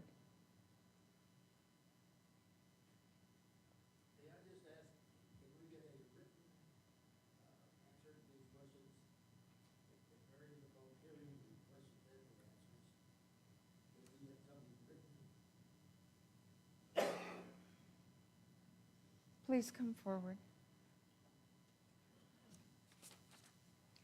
My name is Fabiola Hernandez, and I live in 69 East Yates. I have a rented house over there, and I don't come here because my English is no good. I speak Spanish, but I want the sewer, I want the drainage, but I'm not agree with the prices. I don't care how much is the project in total. I don't care what I'm going to pay because it's from our pocket. So is the thing. I'm not agree with the price. I don't know how they come with the price, but I live in another property. I pay $15 per month. Is what I want to pay. I don't want to pay more. Is my comment. Thank you very much. Is there anyone else? Okay, it is 8:11. I am going to close this public hearing on this one item. Okay.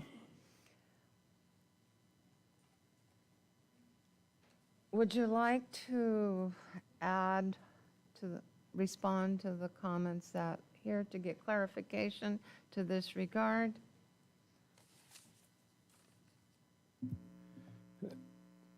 So as far as the cost, the $1.9 million or of estimated costs are strictly the cost without contingencies. But once you add in 10% contingency, we may have had in an estimating contingency as well.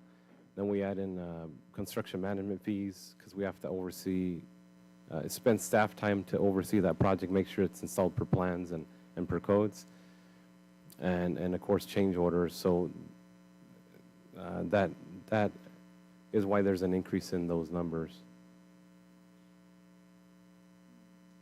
And the final numbers will be tabulated per property.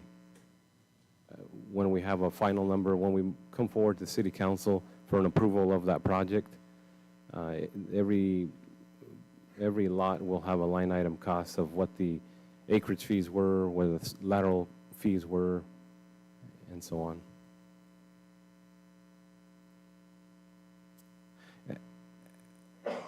And as far as the connection cost, you know, we have done this twice before, and it was, you know, some of the projects were pre-prevailing wage.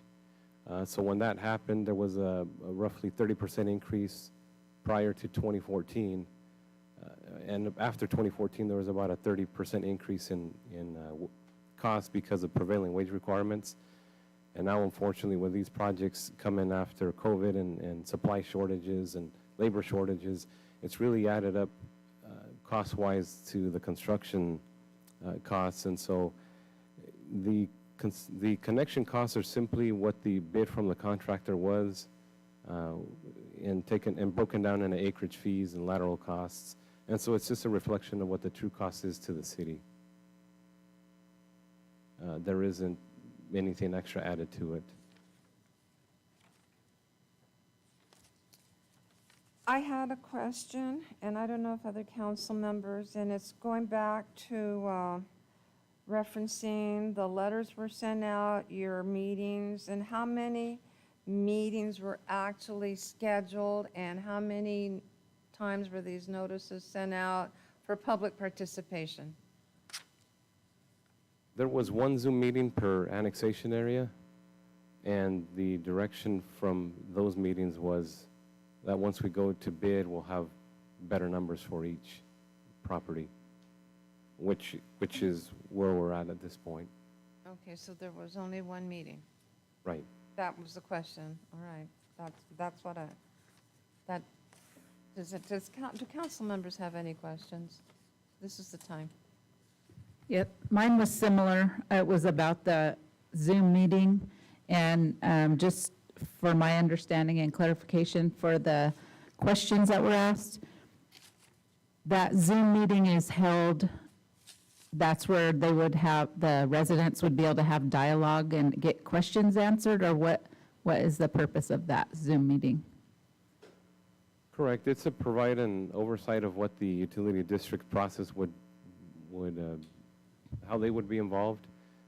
We have rough construction cost estimates at that time, but we are still very much in, I'd say, around 30% design. We did do initial takeoffs to determine what the loan amount would be. So they're close, but they do change as we get into final design, because there could be utility conflicts and so on. What the intent of those meetings is to try and give people an average cost per lot. There are some smaller, there are some significantly bigger, especially these outlying areas that were formerly county that are not just, a quarter to a third of an acre in size. These are, 2 to 3 acres plus, and that leads to significant jump in fees. And then one other question, did we have participation in the Zoom meetings? Do you recall from these, well, this one, I would say? Around 10% of the number of residents or number of lots that were affected, and they were broken out into an English only and Spanish only.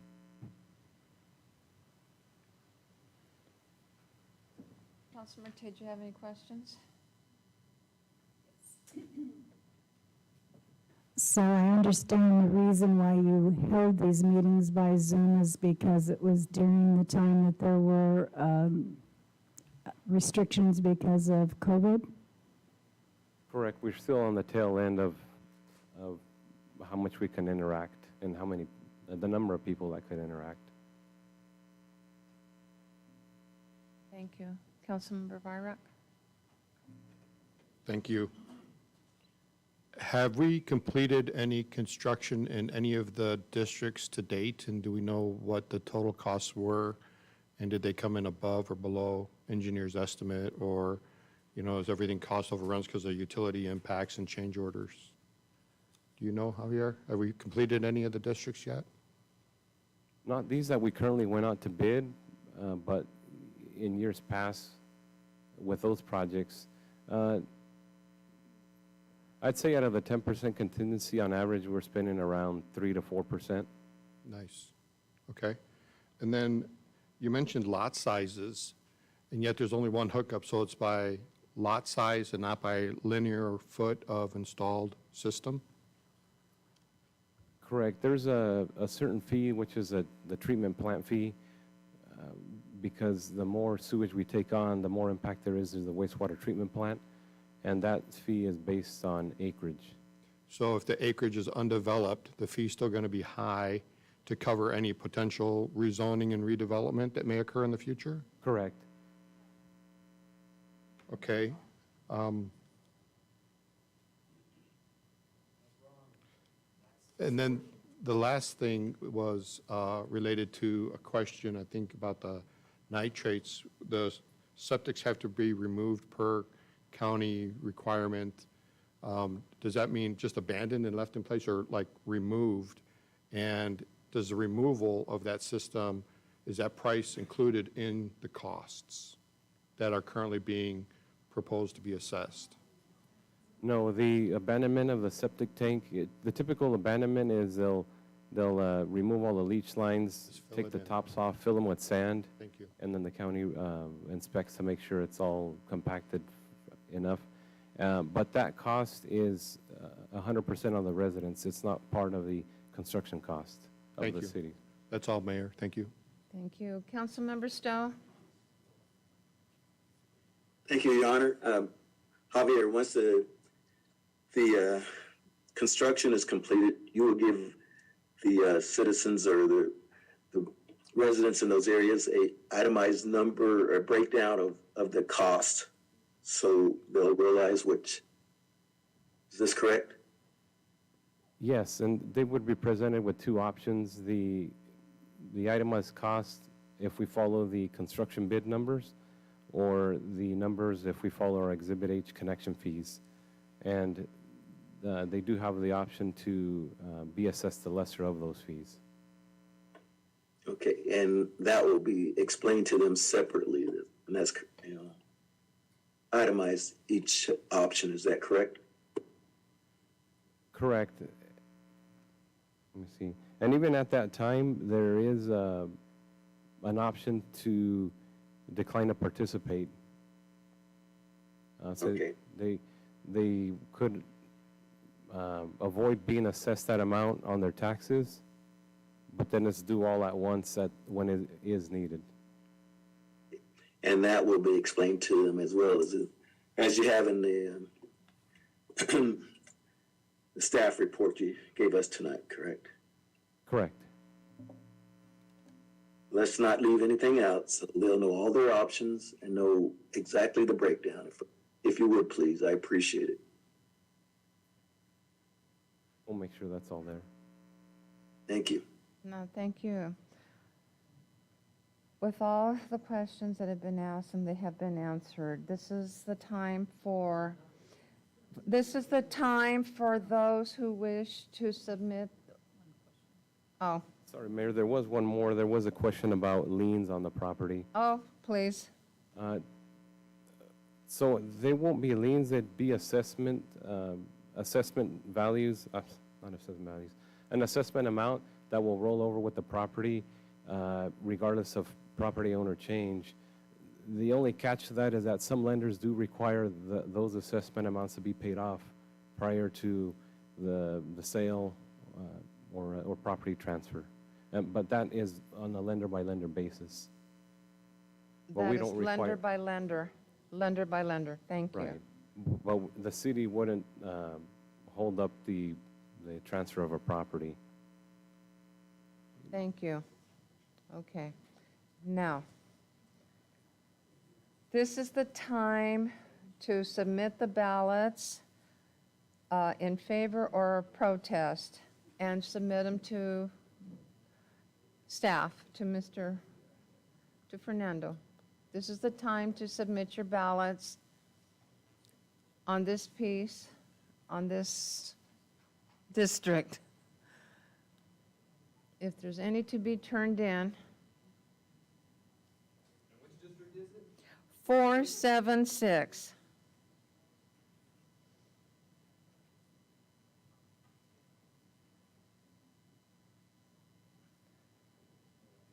Are there any others? This would be for 476.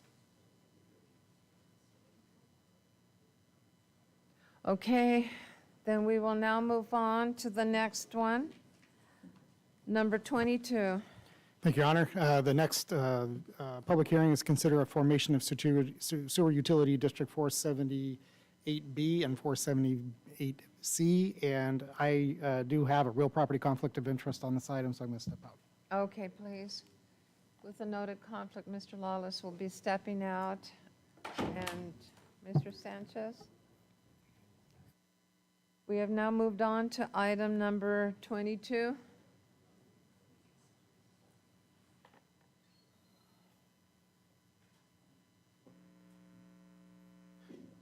All right, thank you, Mayor. So this is the time and place set forth for the public hearing on the formation of Area 478B and C Sewer Utility District. The official end of the ballot process is at the close of the public hearing. Property owners have until then to submit ballots in support or opposition to the formation of the district and the imposition of the assessment. For this project, which is, as you see on the screen, it's 478B is the Pioneer Cobb area, and 478C is the Elderwood, Dogwood, Olive to Harrison area. And so, let's see, assessments were accepted by council on August 2nd, and pursuant to the notices provided to the property owners, the assessments were determined by lot acreage divided by contractor bid plus 10% contingency, bid lateral cost plus 10% contingency, and in this case, a $1,856.13 per lot construction management fee, which was 10% of the bid. And like the other districts, there are two options, whether the utility district forms or not, and what options are available to each resident with those. We recommend the City Council open the public hearing, take comments and accept ballots, and instruct the city clerk to receive all ballots and count said votes on September 7th in the Coleman Conference Room here at City Hall at 9 a.m. tomorrow, with the report coming to council to show the outcome of that vote on the September 20th meeting. Thank you very much. We will now, it is 8:26, we will open up the public hearing for comment or to turn your ballots in. Please. Good. I agree with Mr. Hatfield here that we definitely should have had previous notice and an opportunity to ask these questions. It makes no sense that we're doing this after the fact. Construction started on our street 3 weeks ago, and we had a neighborhood meeting on this about 4 weeks ago in my front yard. And the questions that came out at that time, we came down to City Hall to get answers. As a result, one of the engineers, I assume they were engineers, came out, and all they could answer were the technical elements of what was going on in the street. They had no answers relative to the finance, and obviously that was great impact and interest to all the community. There's no logical reason why there shouldn't have been a meeting between last May 12th, when they had this supposed Zoom meeting, which I have no record of receiving, and the 12th of July when we received this last letter. And I think everybody here would have been satisfied with one community meeting just to be able to answer questions. That's logical. The technical questions that were presented at our neighborhood meeting in the front yard there, it was so easy to answer basic things.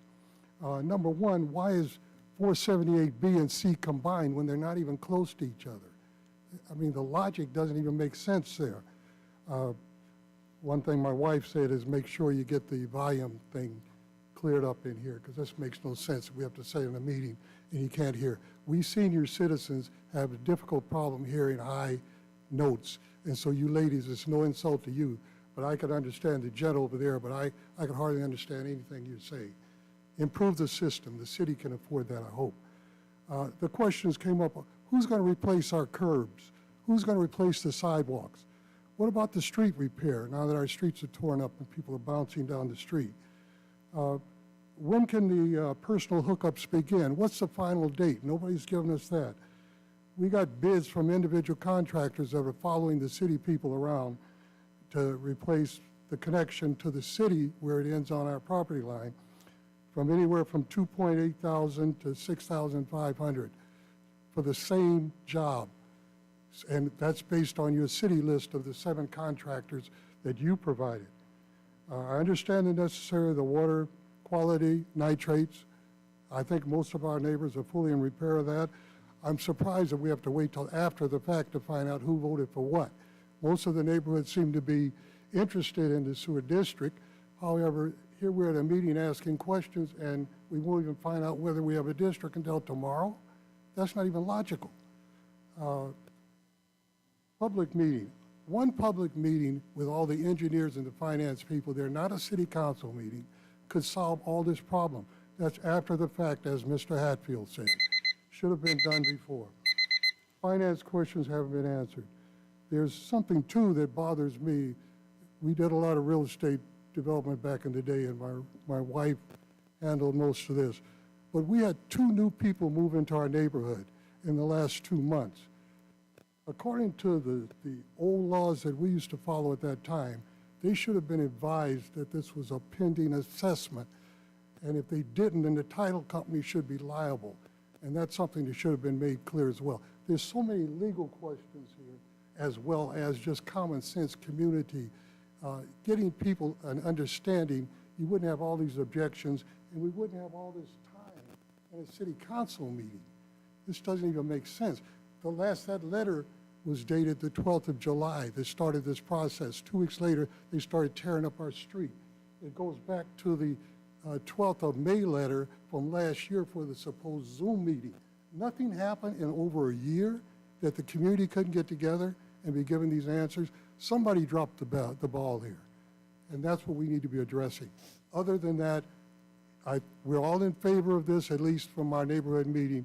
People are in favor of having to improve the water tables, and I understand that, but we definitely need information. And this whole series, I'll be happy to give you a list of this if you're interested, and we should have a community meeting on this before we go any further, and then you won't waste time at a council meeting. Just an open community meeting to answer questions with the engineering and the finance people in attendance. Thank you. Thank you. Is there someone else that would like to come forward? Please. That's okay. My great concern, but this is not my greatest concern, but I'm not sure that it's clear to you what my husband just said about full disclosure. We have 2 new families that moved in recently into our community. There was no, we're at 22369 West Thurman. There was no full disclosure to them, closing costs, nothing else. And when they came to the meeting, they had no idea what was, of course, we didn't have any idea either, but they had less of an idea of what was going on than we had. And so as a result, I start to wonder about the questions about liens. You talk about, I understand that the assessments will roll over, but if there was a misconstrued information, as in, we didn't know about the Zoom meeting, the people who sold their homes in our community obviously did not disclose information about this. I choose to think that it wasn't done on purpose. I choose to think that perhaps they didn't have the information or the appropriate information. It is illegal to sell a home in California without full disclosure about things that are wrong with the house or assessments, et cetera, that are going to incur after you purchase the home. So those are things that bother me. The lien stuff, I understand that's going to be an assessment. However, there's more than the ball dropping here considering the prices of homes today. These people moved in and they didn't know. So now they have to incur fees for the sewage district that are on top of what they're paying for their homes now without them being notified of it. That's all. And Thank I think you. it's because enough information wasn't put forward earlier, or the Zoom meeting. I mean, we were secured in our home for over a year because of COVID. We didn't know anything about the Zoom meeting. And we are very active and involved in the community. So, yes, 20 years. So, thank you. Thank you very much. Please come forward. My name is Gabrielle Monstein. I live at 22298 West Harrison, just the one street over from the last speakers. And I have a few questions that weren't brought up yet. And the first one is, how much will our monthly fee be added to our utility bill? That wasn't including the papers. I know it's probably going to be an estimate, but I'd like to have that included if you can submit that eventually. My second question is that our roads, When I first moved in, it's been about 35 years ago, we had paved roads.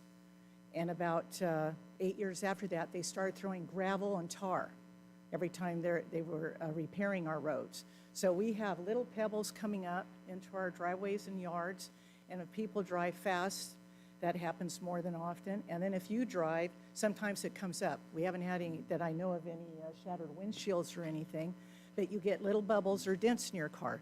So my question is, after this beautiful project is done, that everybody's going to work hard on, can we have a paved road in that area?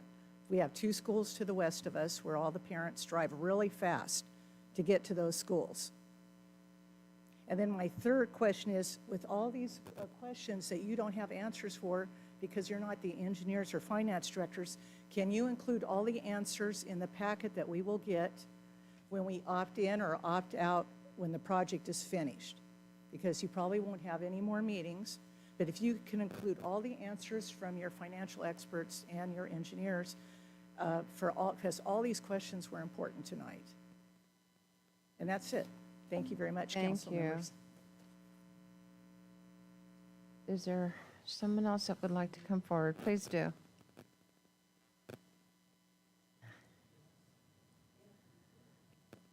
My name is Brenda Gemmel. I live at 15262 Road 222.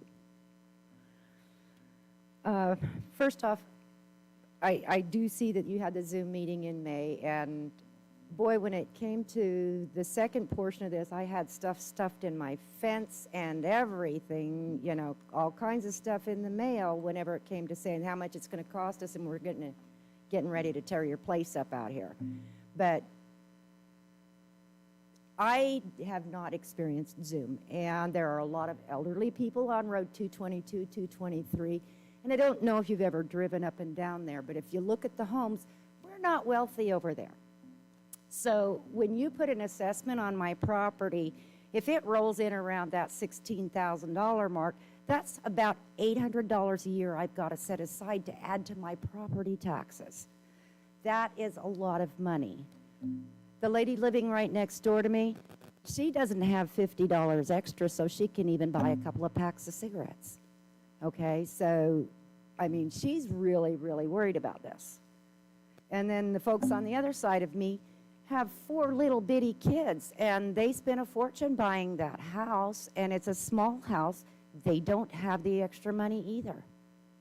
I mean, she's got to stay home and watch the kids. He's got a job, but when you're feeding and clothing and sending 4 children to school, that's a lot of money. I don't approve of the way this was done. And I'm certainly going to outlive my septic tank, so good luck getting that $17,000 out of me. But I wanted to put that out there. You're going to be seeing my son up here because I just recently transferred our commercial property over to him because that was, he's getting smacked around really good.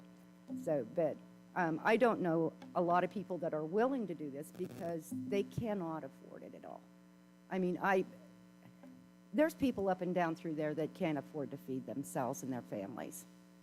Take a drive up and down those roads. Try to, anyway. The buses and the schools have really kind of messed the roads up a lot. Thank you.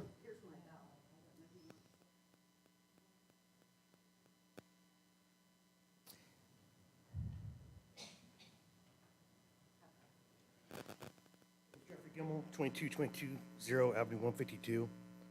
Earlier you said the average price per property was $8,000 to $10,000. I have two properties on that street, both commercial. Each property has 1 toilet, 1 sink, no bath, no nothing, right? But my assessed price between the two is $45,640.69. I don't see where you're getting your numbers from. Thank you. Thank you very much. Please.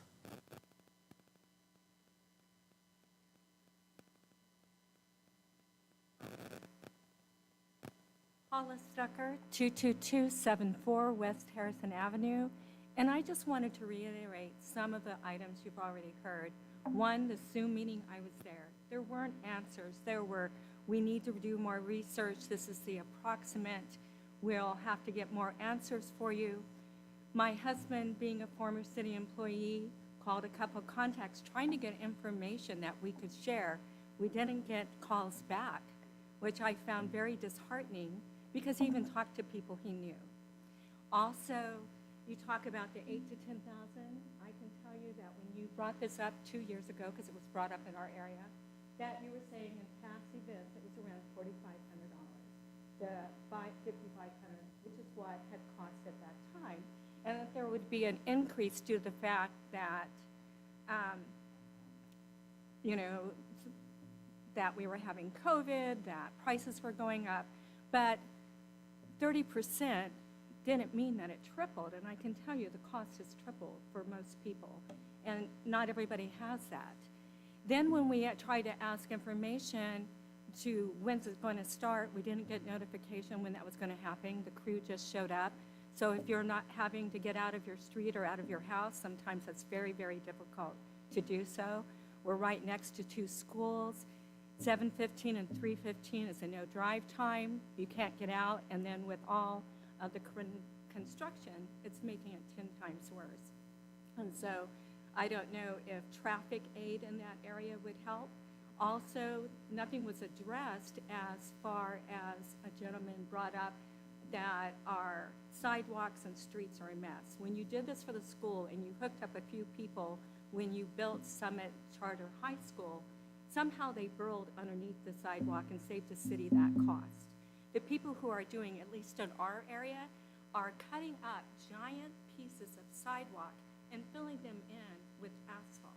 It's not safe to walk around the neighborhoods. And so who's going to bear that cost? Also, you're saying nitrates for water and it's saving, and I understand that. I'm behind that 100%. But you also gave us the luxury or the right to decide when we hook up our house. Some of our neighbors had to put in new septic tanks last year and spent a lot of money doing so. So they're not going to hook up until their system fails in 10 to 15 years. So what do you plan to do about that when they finally hook up? And then the cost on top of the outrageous amount that we have to pay for this assessment is from our house to the sewer. If you don't have money to pay for the assessment, how are you going to hook up your house? And third, if one bank says, I want this assessment paid for prior to the sale going through, the city of Porterville doesn't have anything to say about what the bank rules of the California rules are. So that means every one of us has to pay off that assessment if that's the standard with banks. So you've impacted a lot of people, and it would have been nice, as you said earlier, if you would have just talked to us. It doesn't mean we wouldn't have backed you, but we wouldn't have been surprised. And to start a project before we have the information, that's why the audience was interrupting with questions, because with answers comes more knowledge and more questions. So it then enlightens us to ask even more. So having an interaction type meeting would have been very beneficial, so you're not going to be going to 9 or 10 o'clock tonight. Thank you. Thank you very much. Is there someone else that would like to come forward? Please do so now.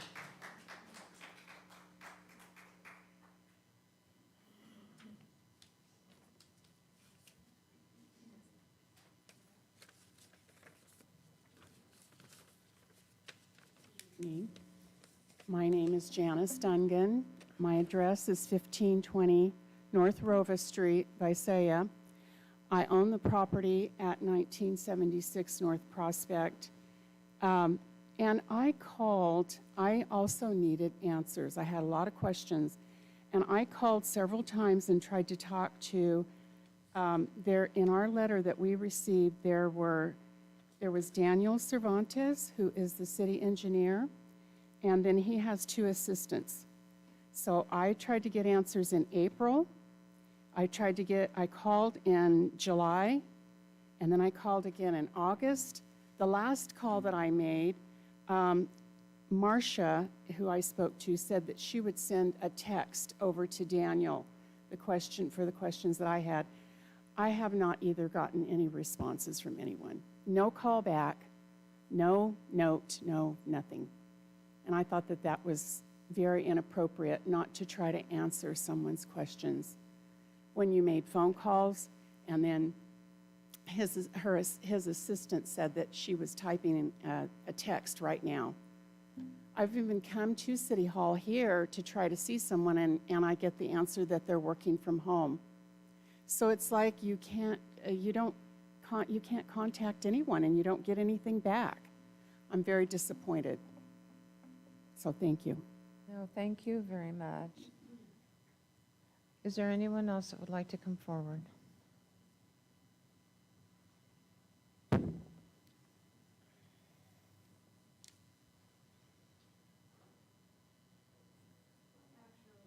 a general question about all of this. You followed a certain criteria to annex, correct? You made that decision.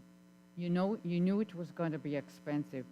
Why are we, the citizens, having to pay for that decision? For what? I can see paying from the house to the connection, that's fine, but not for the total work. That's the city's job, not ours. Thank you.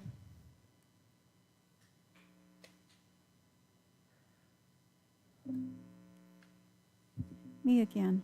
This doesn't affect me because we're hooked up to the sewer and the water and all that, and it costs us $100 a month. And but these people, I feel bad for them. They are so uninformed what's happening to them. Some of the people affected are older and don't have Zoom or a cell phone or even a computer probably. And they had one Zoom meeting about this? That's ridiculous. Some people are here for the first time in this meeting. They don't understand the rules of order here in the city council, and they have questions. They can't even hear what is being proposed because the sound system's so bad. And I don't know who the man is in the pink shirt, but you can't hear him, and my hearing's perfect. Some of these people are scared and afraid, and they need their questions answered. That's all they're asking for, and they haven't been answered. They haven't had like a town meeting or a get-together where they can have their questions answered and where they can even ask questions. This is their hard-earned money that you want them to spend on sewer hookup. Some are on a fixed income. I couldn't afford it. My mother-in-law paid for our sidewalks and curbs because she had added 6 feet onto her house. And we're the only ones with sidewalks and curbs on that street because nobody else put them in. We're the only ones. Is there any financial help for these people on fixed incomes? Is the city willing to help them like they did with the COVID? The Spanish-speaking people, was there a translator for them so that they understood? There's a lot of people in this town that don't speak English, and very little understanding for what's going on. The nitrates are still going to be in the ground even after they connect. Is that going to be taken care of? Are they going to dig up the old septic tanks, empty them, take care of the soil that's affected? And if they sell the house, there will be a lien that'll have to be paid in escrow. That's just how it works. I know because I was in real estate. I think these people need to be given a chance to ask questions in a meeting other than this city council meeting. I really do, because it's just not fair to shove this down their throat and make them vote on something that they don't even understand. Thank you. Thank you. Is there anyone else that would like to come forward?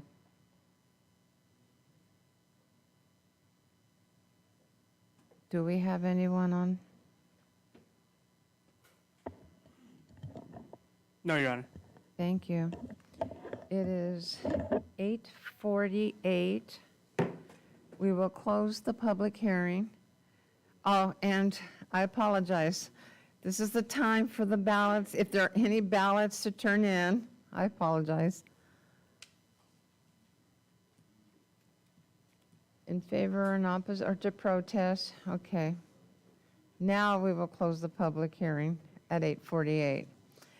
And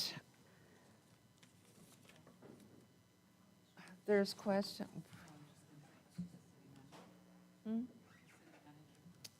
Yeah.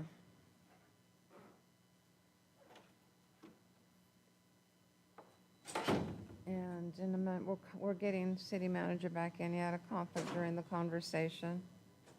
But would he still have a conflict? If Mr. Lawless would he still have a conflict? I'm not sure. He's maybe able to answer that better. Because no, I've closed the public hearing, the ballots have been turned in, and there's answers that were asked during the public hearing that we're going to refer to Mr. Sanchez. Okay, I just wanted to make sure there was, okay. But That's Mayor, fine. you're moving on to a different property that doesn't affect the city manager, right? No, we closed the public hearing, and Mr. Sanchez, during this public hearing, there were questions that were asked to this regard.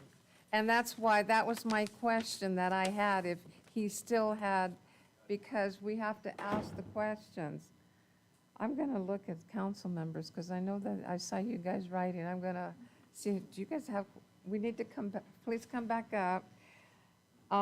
I just want to ask the question, because in the past, in other, there have been community meetings in other venues and other tasks, and that was before COVID, where members of the community were invited to participate in person and ask questions, and there would be information and materials given at that time.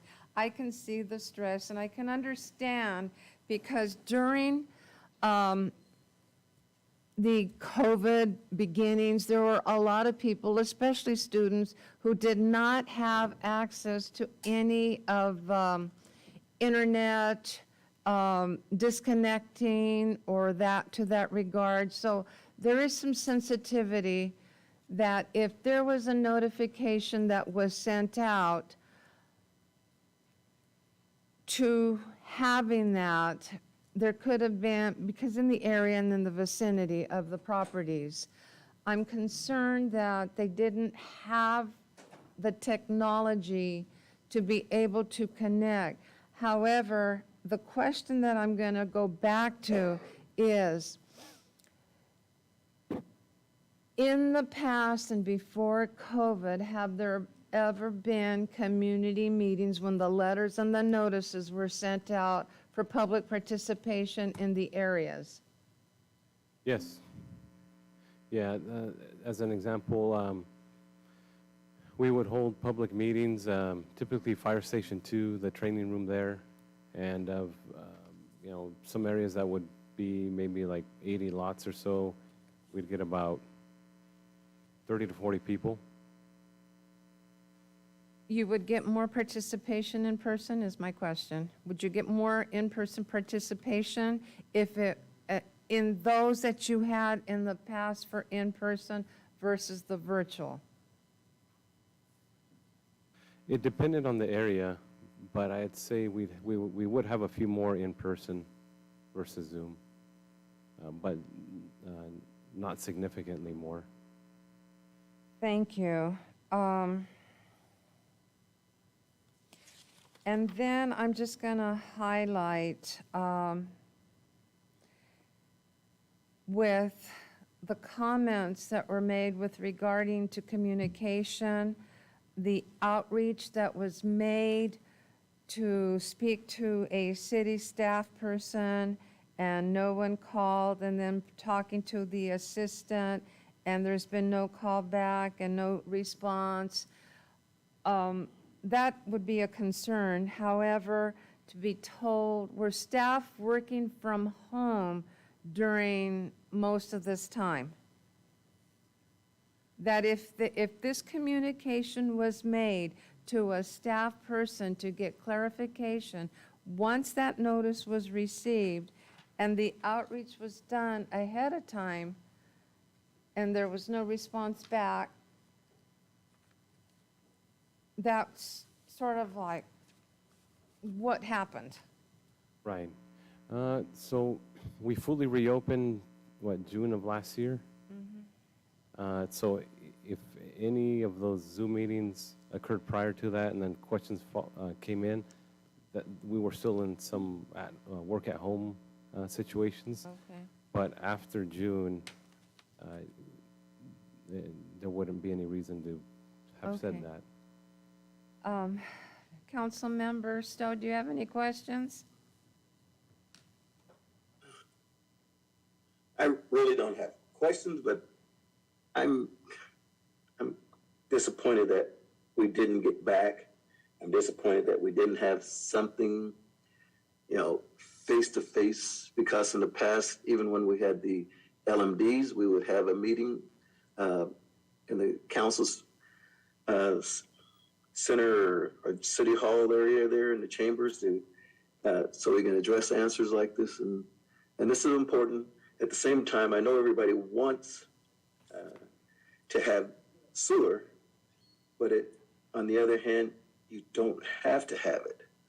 If, you know what I mean, if you can't afford it, I can understand, but I don't think there's going to be any aid for this. And if we don't put it in now, it's going to be more expensive in the future. But I am disappointed in, that we didn't answer the questions, and there were some legitimate questions that we could have answered face to face when people come, and ask us.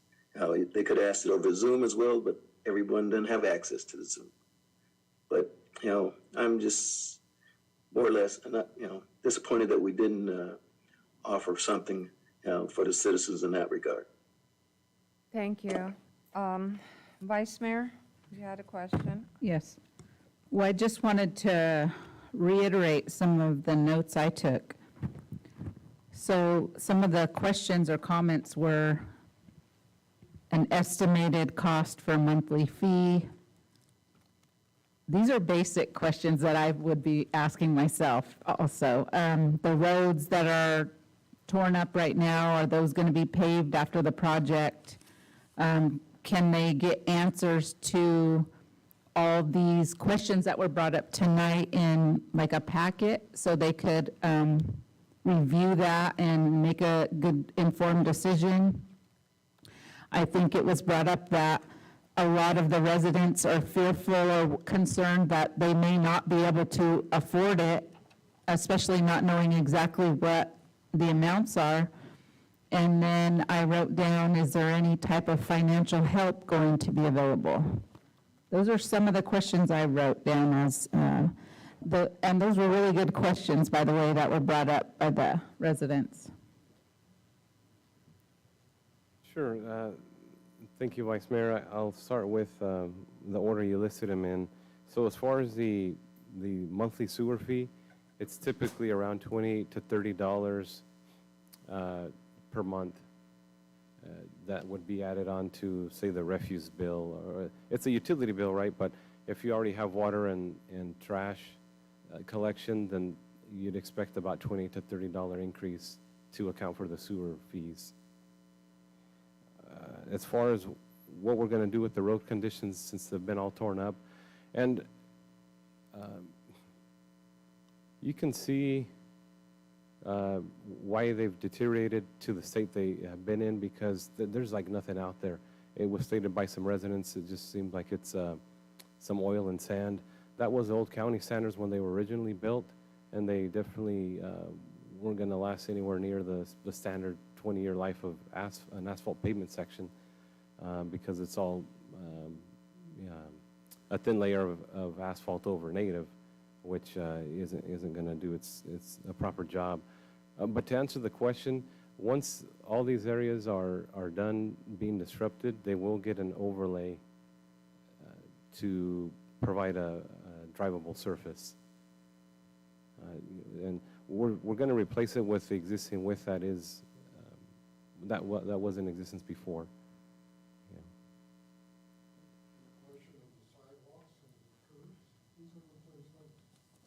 So, yeah, that's a good point. So the asphalt patches that are in the sidewalk currently, they are temporary. We're just trying to avoid any holes, to create any extra liabilities for people falling in, but they will be poured back to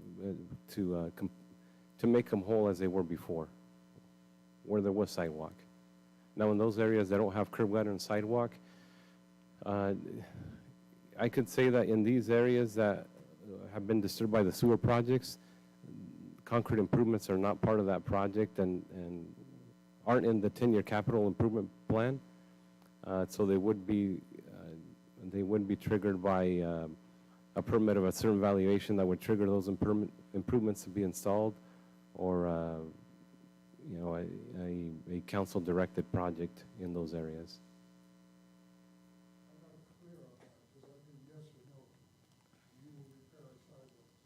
If they were disturbed, yes, sir. Did that answer your questions, Vice Mayor? Did you have more? Yes, no, that answered my question. I think the only other thing was, does the city provide any kind of additional financial help?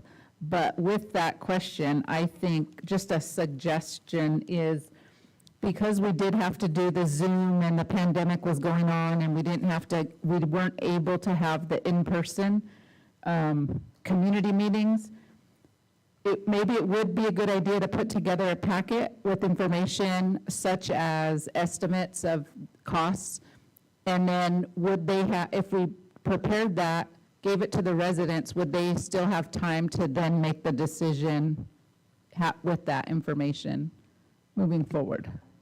Right. There's been a number of good questions that have come up, so we'll prepare answers to these frequently asked questions with the final numbers that we send out. And the only question I'd have is, how long do people have to decline to participate?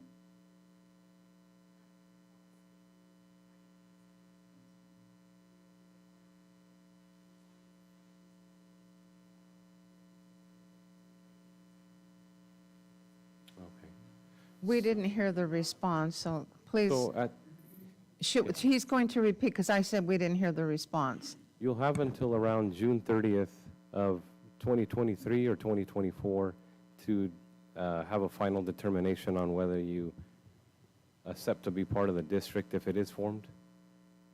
They have until June of 2023. Right. Okay. Did that answer your questions, Vice Mayor?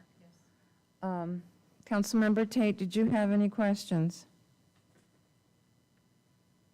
No, just a comment. I have, my property's been through this already, and I know that these sewage annexations are starting to take place in other areas in the same, actually, this is my district that I represent. So I understand how you feel, because, you know, I went through this. I was annexed in, you know, we went through all of this, and now that it's done, I'm happy that it's done. The prices have gone up, as I'm hearing, and that's all been explained because it's years down the road, and everything has gone up since 15 years ago, whenever my property went through this. My roads are in good shape, better shape now than they were when we were in the county. Our county didn't really do much for our properties, so I'm hoping that you'll enjoy the same improvements that I have since we've gone through this already. You guys are going through right now what I went through probably 15 years ago. So I can relate and empathize. I'm sorry, the communication, I apologize for that the communication wasn't there for you. And it was, you know, we want to try to fix that. We want to try to make it better and get the information to you, because there's no need to be awake at night worrying about things that you don't understand, and it's not your fault. So that's the only comments I have to make by what I'm listening to. You ask good questions. You're going to get support from the community and from this council. Thank you. Councilmember Wyrock?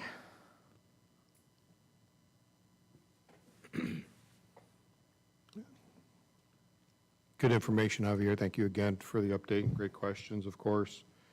I don't think it's unreasonable to ask the contractors to fast-track some sidewalk repairs, even the patch. And we've seen them change out power poles around town where they have to tear up sidewalk, and the patch isn't necessarily smooth. Doesn't necessarily remove the trip hazard. Actually, backfilled dirt might be less of a trip hazard sometimes around some of these power poles. So, if we can have some oversight to make sure that those temporary patches happen quickly and that they're installed in a nice way, and included maybe the temporary road repairs. If it's going to be open until the middle of next year for them to decide on hookup, I'd want to see some really good road repairs first before they demob away, maybe, And then my last maybe this is my question, is when you're putting in the sewer main, do you tie in a T that goes up to the property line and stop before or after the sidewalk? What's the sequence? I'm sorry, I don't know. Excuse me, our typical standard for sewer lateral installation is 5 feet behind property line. 5 feet behind. Which would, in most areas would be, if there is sidewalk available, 5 to 10 feet behind the back of sidewalk. So we may have to get into the street again. Should someone, even 5 years in the future, buy the property and say they want to be hooked up now, they're going to have to pay for it, of course, and we'll be back in the street? They shouldn't have to. Okay. Yeah, and that's the reason why we extend beyond property line, beyond. Beyond property line. Right, Thank you. into the property. Yeah, so there'll be at least 5 to 10 feet beyond back of sidewalk or edge of the roadway. Thank you. Thank you, Your Honor. Thank you very much. Your Honor, I have one more question. Please, go ahead. Javier, are the majority of these people on city water currently? They are, yes. Okay, thank you. Thank you. I want to make a comment with regard to Spanish and interpreting and translating. Puede ser un comentario sobre el español y interpretar y sobre todo lo que ha pasado. In the process of having an interpreter, en el proceso de tener alguien para que le interprete, if a person wishes to have somebody at a city council meeting to interpret and translate for them, si alguna persona quiere o necesita alguien que les interprete aquí en la Junta del Concilio, that they can request for an interpreter, pueden pedir por un intérprete, alguien que les interprete todo, beforehand, before a city council meeting, anterior de una junta del concilio.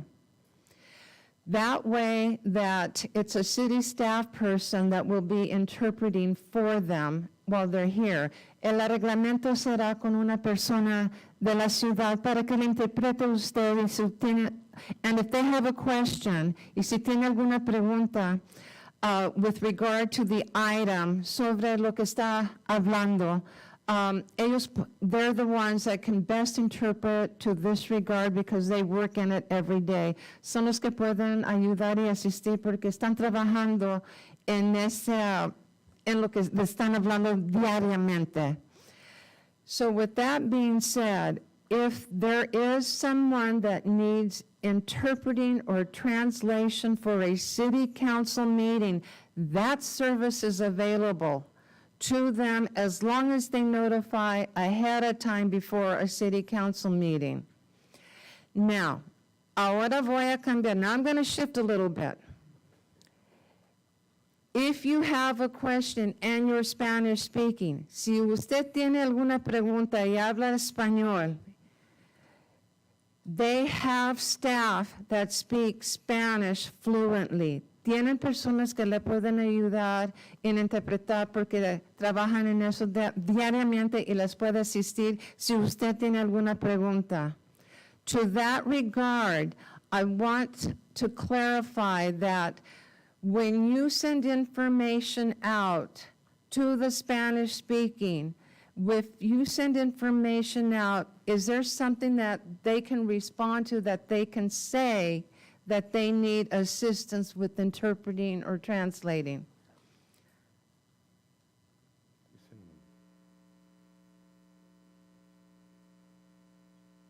We send it together, right?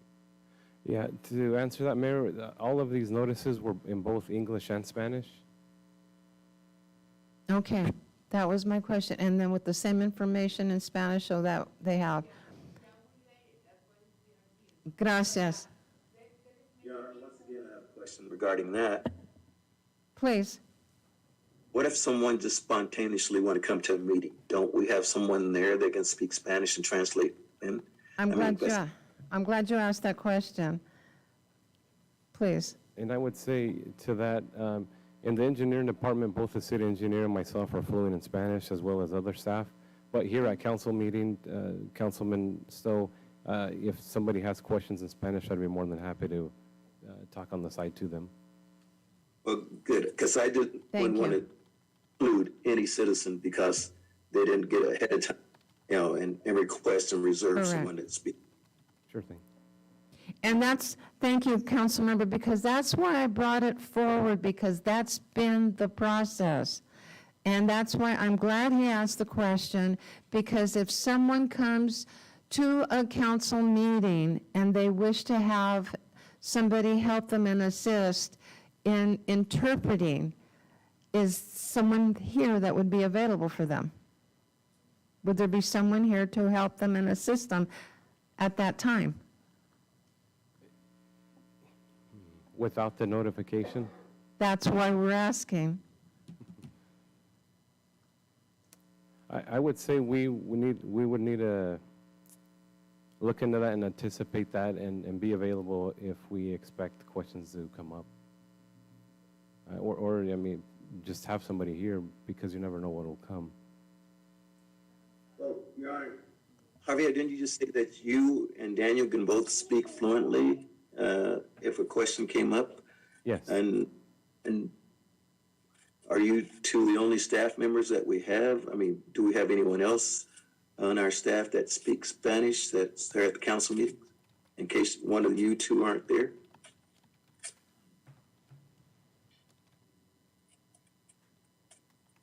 I don't know. That wouldn't be the case. We'd have to make sure somebody, say on our biliterate list, is available for council meetings to cover that. Because that's totally unfair to non-English speaking people that want to come to a council meeting and ask a question. And if they can't ask that question in front of council, I think we should have someone there that's, Your Honor, that's able to speak Spanish and interpret it for us.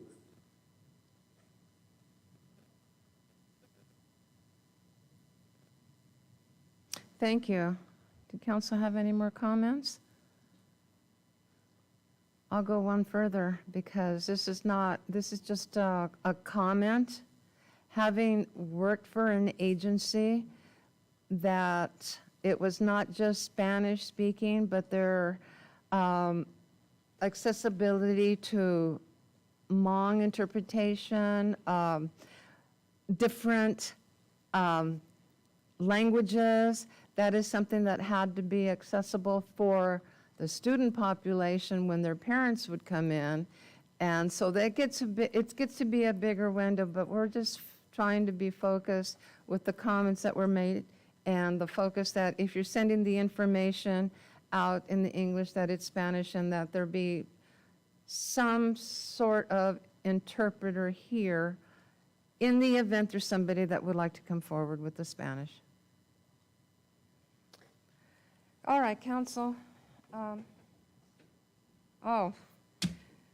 We've asked the questions. Now, where is it that you want to go? Because this is the time for the ballots to be turned in protest or in favor.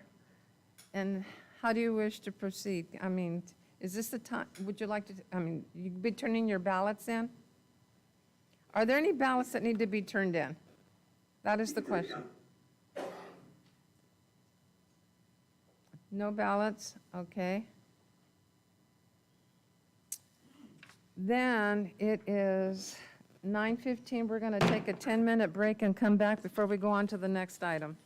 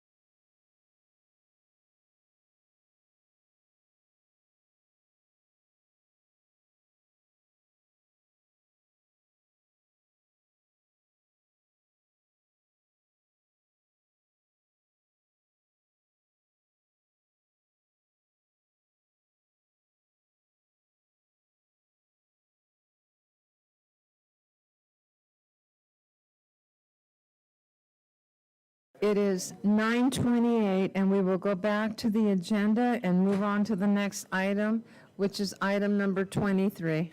Thank you, Honor. The next public hearing in order is to consider the 2021-22 Consolidated Annual Performance Evaluation Report, also known as the CAPER, and Mr. Ridenour will provide that staff report. Thank you. Well, thank you, Mr. Lawless, Honorable Mayor and City Council. Tonight is the night that we present the city's 2021 and 2022 Consolidated Annual Performance Evaluation Report, also known as the CAPER. So staff has prepared the report to be submitted to U.S. Department of Housing and Urban Development, also known as HUD. The CAPER reports on the federal assistance allocated to the city for the period of July 1, 2021 through June 30th of 2022. The CAPER is the performance reporting tool for the fiscal year action plan that was approved, and it is required through HUD guidelines. And what it does is it provides HUD with information department to make sure that we're following through with our plan and carrying out our programs, allows them to provide their report to Congress, and also provides grantees an opportunity to describe to the community what's been achieved throughout the year, as well as assures residents, community groups, and stakeholders in the community that we are accurately using federal resources. As required by HUD, within the Citizen Participation Plan, staff obtain resident participation by publishing and posting bilingual public comment notices on August 19th of 2022. Those were published in English and in Spanish in the Porterville Recorder and in the Noticiero Semanal. And the CAPER was also made available electronically on the city's website and in City Hall. The public notices state that we could receive public comment through today, and that's what this time we're here for. At the time of the report, no comments had been received. If comments are received this evening, staff will respond to the comments before the CAPER is submitted to HUD by September 30th, 2022. So last fiscal year, city operated several programs funded by CDBG. Mr. Fernando, will you please move? Thank you so much, sir. And so you can see them on the screen here. They range from the first-time homebuyer education class, a housing rehabilitation program, first-time homebuyer program, case management for permanent supportive housing, continuation of care for relink services, parks improvement, as well as business assistance. As you can see in a majority of the areas here, many of the measures were met. One of them that you will probably notice on the screen, the housing rehab, what was not met. Staff made extraordinary efforts. We've had some concerns on pricing with the availability of products, and contractors have been very busy.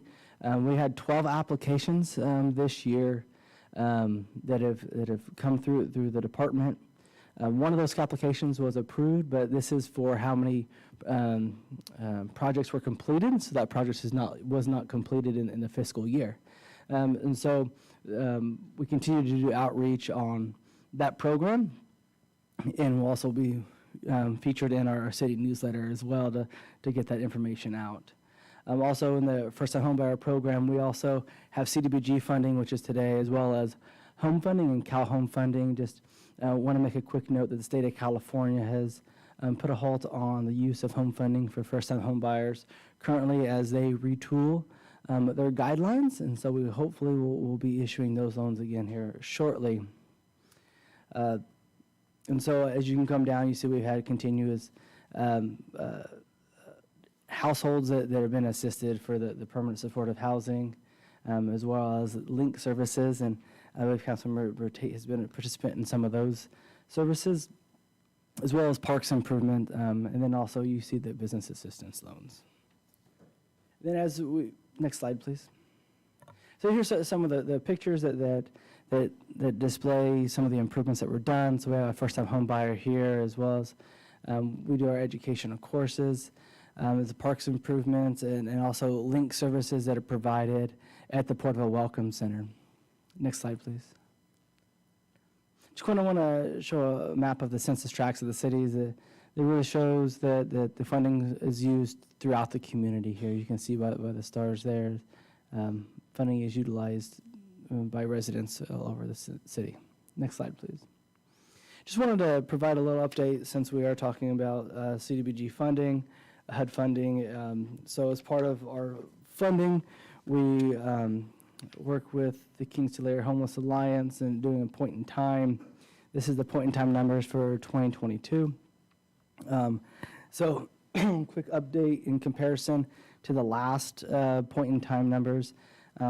People experiencing homelessness in 2020, the number was 213, so numbers down by 1. The number of people who are chronically homeless in 2020 was 111, so that's reduced down to the 78. And then the unsheltered is listed at 174 in 2020 as well. So these are the numbers that we continue to take, and this is a snapshot of one night that we take for the point in time study that shows this snapshot of homelessness. And as many of you know, homelessness is a revolving number that if we had a snapshot today, it would more than likely be different than a snapshot next week, and winter to fall to summer is different as individuals fall in and out of homelessness. So we are utilizing the funds to assist in that. So at this time, staff's recommendation is that the City Council conduct a public hearing and consider any comments received, consider the draft 2021-2022 consolidated annual performance evaluation report, and then 3, direct staff to submit said report to the Department of Housing and Urban Development by the required deadline of September 30th, 2022. Staff is available to answer any questions. I also have Ms. Claudia on the line from our department as well. Thank you very much. It is 9:35. We'll open up the public hearing. Is there anyone that wishes to make comment on this item?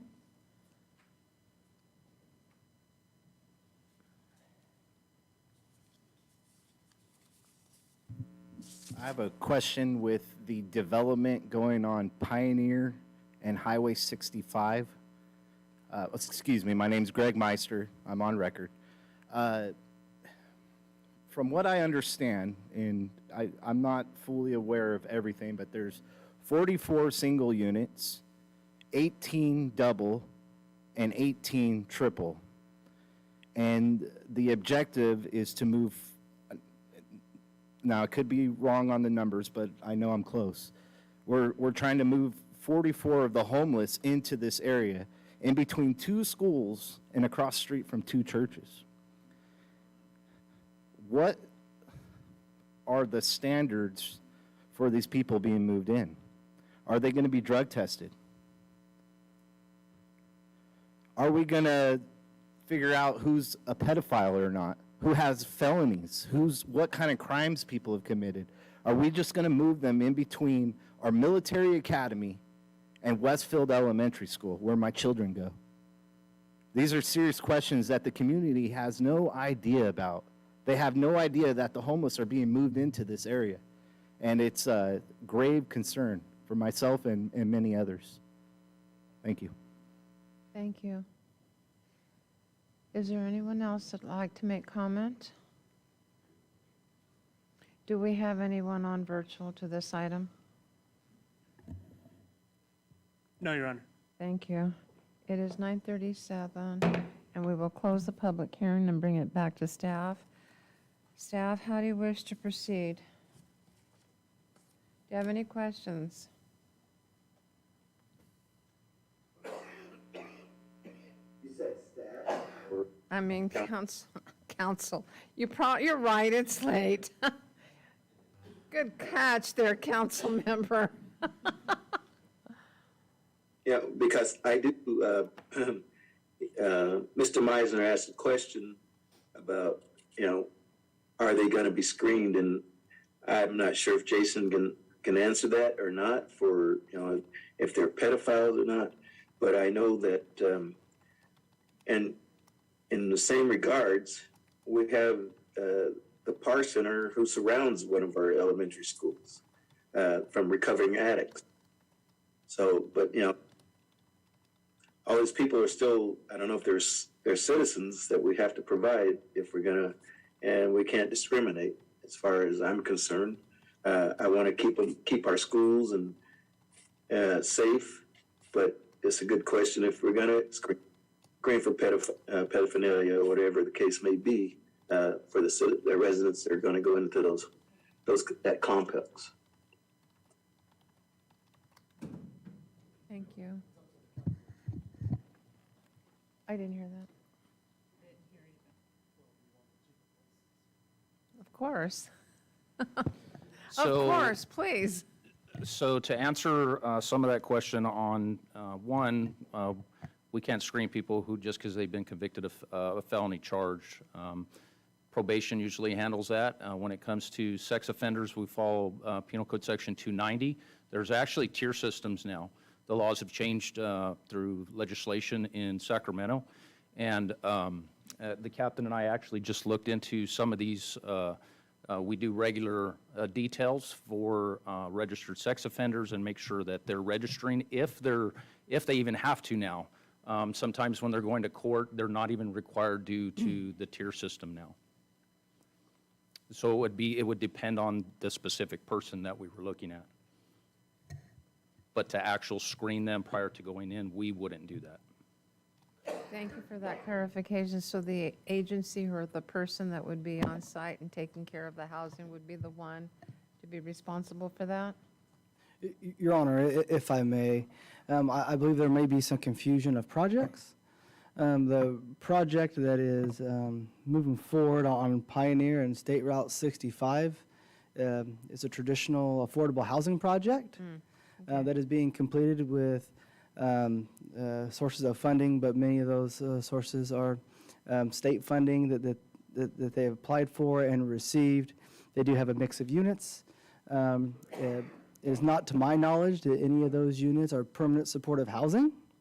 I do not, I don't know what the protocol is for the private company who owns or who will own in said development of what their intake process is. That would be on their side there. But it's not a project that has permanent supportive housing. There are vouchers throughout the county, and within the city, the county has vouchers for affordable housing, vouchers that I imagine would be able to be utilized there as there is a need for affordable housing within our community. There is another project in town that is funded and geared towards assisting those who are unhoused. But this project That's in is another location. That's the different one in the location. other location. Thank you very much. That's what I thought because that one is separate. Thank you.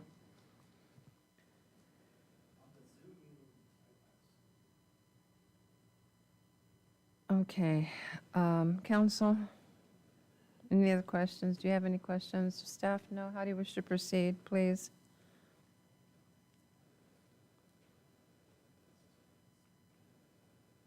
Council?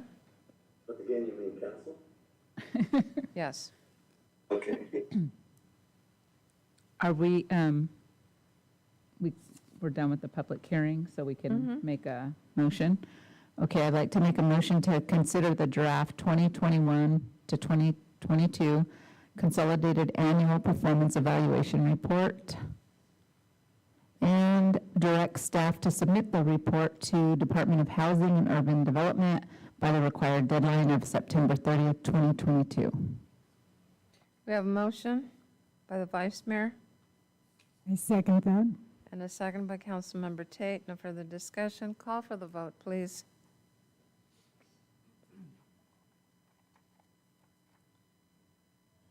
Councilmember Wyrock, Aye. Councilmember Tate, Aye. Councilmember Stowe, Aye. Vice Mayor Carrillo, Aye. Mayor Flores. Aye. Passes unanimous, 5-0. Thank you. We'll move on to the next one. Thank you, Honor. Final public hearing this evening is to consider affirming the designation of the Rule 28 Program Utility Undergrounding Project.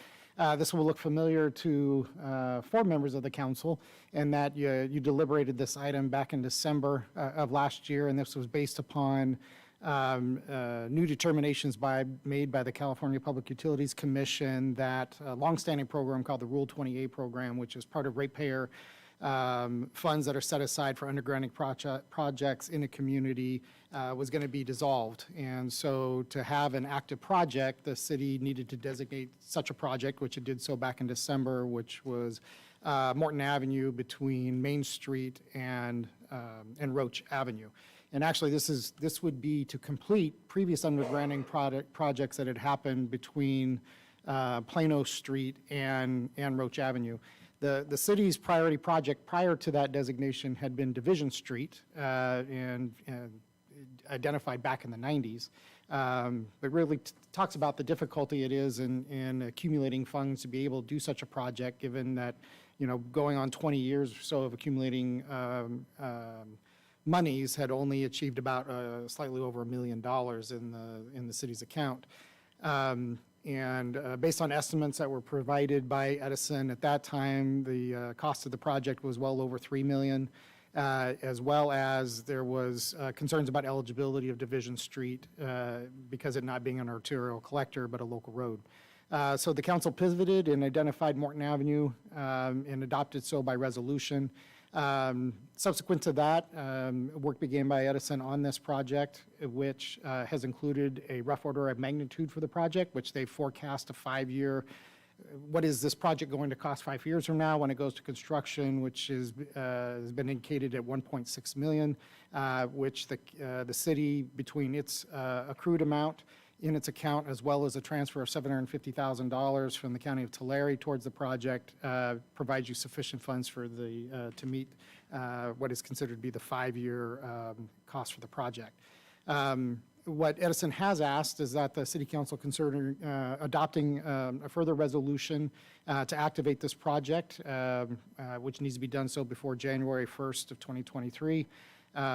Which will provide notice to the affected property owners, which part of the project includes the connections. There's a private side connection cost, which is being borne as part of this project as well. It's strongly recommended that be the case. And so that's happening also. Contained in the staff report were a couple of other streets that were evaluated and Edison reviewed as well. And I would say both from the city's priority list that was established, which was this Morton Avenue segment, as well as it meets several of the objectives that the underground Rule 20A program looks to achieve, which is this a highly trafficked area, which certainly Morton Avenue is. Is the location or heavily traveled? Is there a large, unusually heavy concentration of overhead facilities, which there are? The location qualifies as an arterial or major collector, which it does, and the overhead equipment must be located within or pass through a civic, recreational, scenic area, which is just adjacent to the Rails to Trails or Santa Fe Byway, as well as the new U.S. Forest Service Administration Office and Visitor Center that's currently under construction. So meets all the boxes. A revised resolution has been provided for the council's consideration. Because these fees are collected on all ratepayers and then implemented in a specific area, public comment is asked to be taken upon it, which we have done in an abundance of caution as a public hearing. So with us this evening as well is Brian Thoburn, who is a government relations representative for Southern California Edison. It's been a long time since I've seen him in chambers for this period of time, so it's great to see him here this evening. And I know I don't know if he wishes to add anything, as he's kind of been serving as a intermediary with Edison on this project. Thank you, Mr. Lawless, and good evening, Mayor and council members. And I was just here a few weeks ago. I know, but not for this. Not for this long. No. Right, but absence makes the heart grow fonder. I just want to say that we at Southern California Edison, once again, look forward to working with the city on this project. Mr. Lawless is right that the state was looking to phase out this program for those cities that weren't active. And so it's a very good thing that the city's found a project, and we look forward to working with them on that.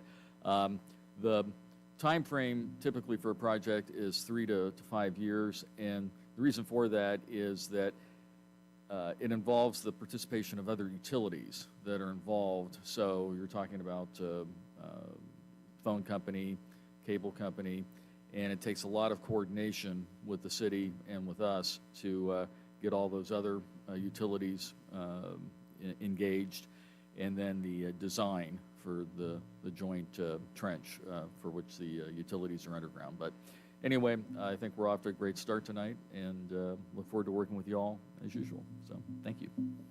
Thank you very much. All right, it is 9:49, and we will open up the public hearing. Is there anyone that would like to come forward to comment? Okay, do we have anyone virtually? No, Your Honor. Okay, so no comments, no public comments. The tail end of 9:49, and I will close the public comment period and bring it back to council. How do you wish to proceed?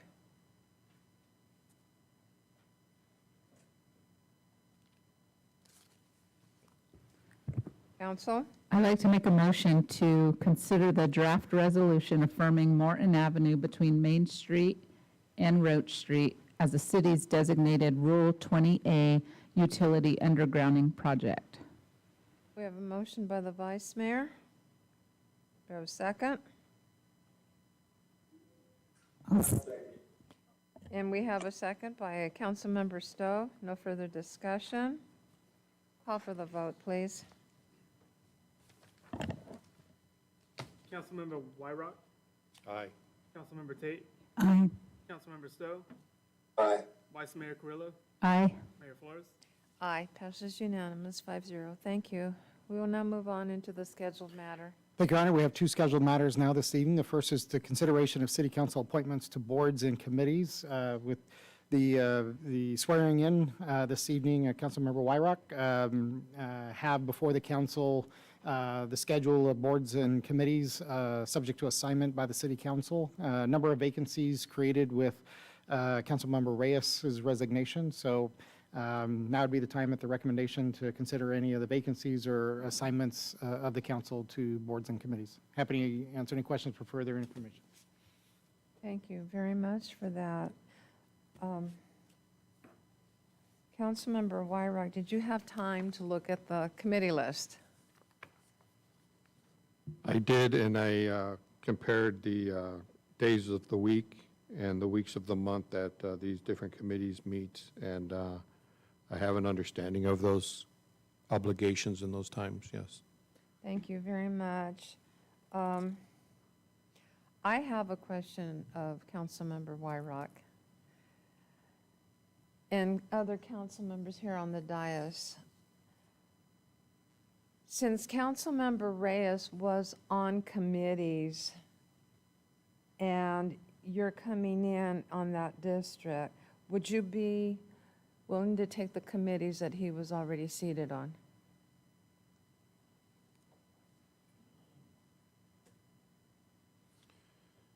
If the vacant positions that are shown on this various committees and boards handout is accurate, if the vacants were all previous council members, I'm seeing 1, 2, 3 on the first page. Okay, the Porterville Area Development Authority?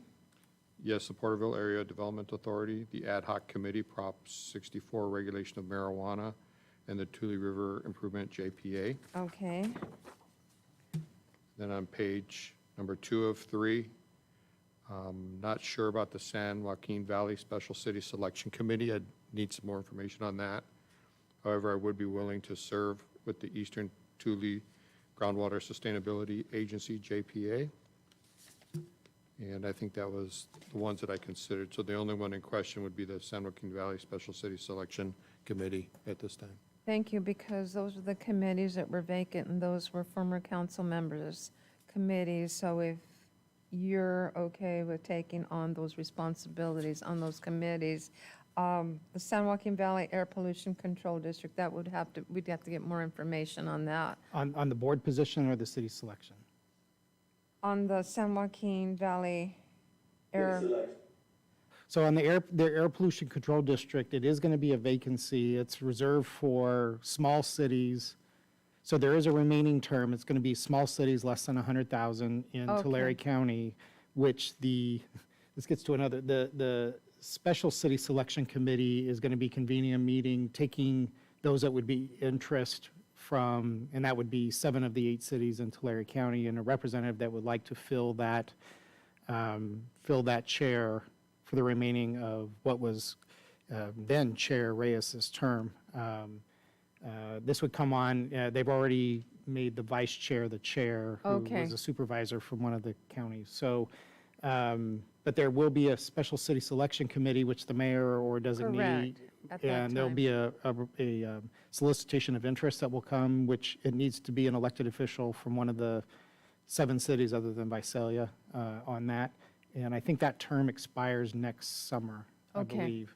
And then on the city selection committee, this is different. This would be, it is the city selection committee that meets to vote once the people are nominated. So there's once there is a consensus of who's coming from Tulare County, then the entire city selection committee meets to approve or not approve that selection. Okay. So we are slating him into these committees. Do we have to take action on that? Well, it's up to the council. What I was just saying, on the city selection committee with Councilmember Stowe as the member, that's as an as-needed basis. And they have been supporting Zoom participation. Typically, you have to travel to either Bakersfield or Fresno to participate, but they have been supporting remote participation recently. And then the other assignments, I would say, are just subject to the council's appointment.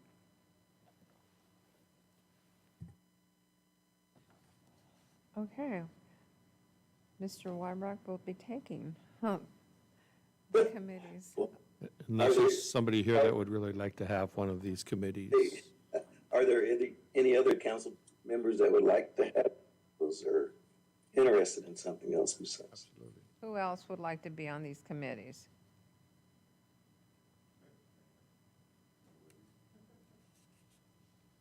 I'm already on 11. Well, I wouldn't expect you to take any more, no kidding. All right.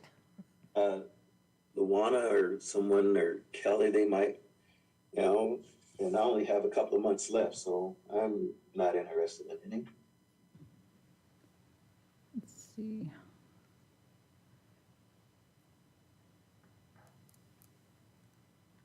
All right.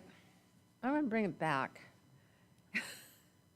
Councilmember Wyrock, your interest on the PATA, the ad hoc for the Prop 64, the Tule River Improvement, JPA, the Eastern Tule Groundwater Sustainability Agency, the Special Selection, San Joaquin Valley Air Pollution Control. What's more information is that you would have that interest, that one? Yeah, for the San Joaquin Valley Air Pollution Control, and to hear Milt's comments about just having a couple of more months with the Special City Selection Committee for San Joaquin Valley. And if it is available via Zoom on an as-needed basis and not a regularly scheduled time, I'd be willing to meet with Councilmember Stowe and review some of the meeting minutes and try to get up to speed on that. Thank you. Yeah. Well, congratulations to your assignments. All right?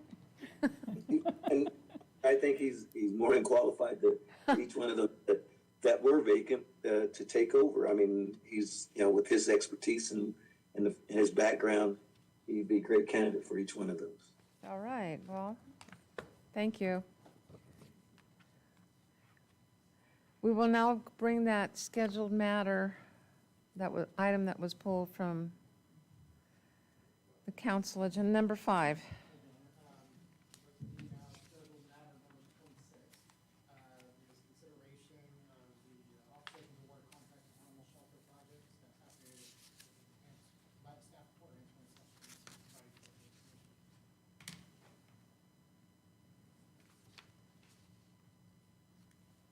Councilmember Wyrick, you asked this item to be pulled, and please go ahead. Yes, thank you. So I did a little bit of reading on this project and the financing mechanisms that were put into place. I asked it to be pulled because of the comments that we received from our citizens that were in attendance tonight about the location. I am aware of some recent constructions of animal control facilities where soundproofing is something that's been designed and planned for and anticipated. I'm not sure about the direct business impacts of a modern state-of-the-art facility would provide, and how that would quote-unquote impact or not impact the adjacent properties.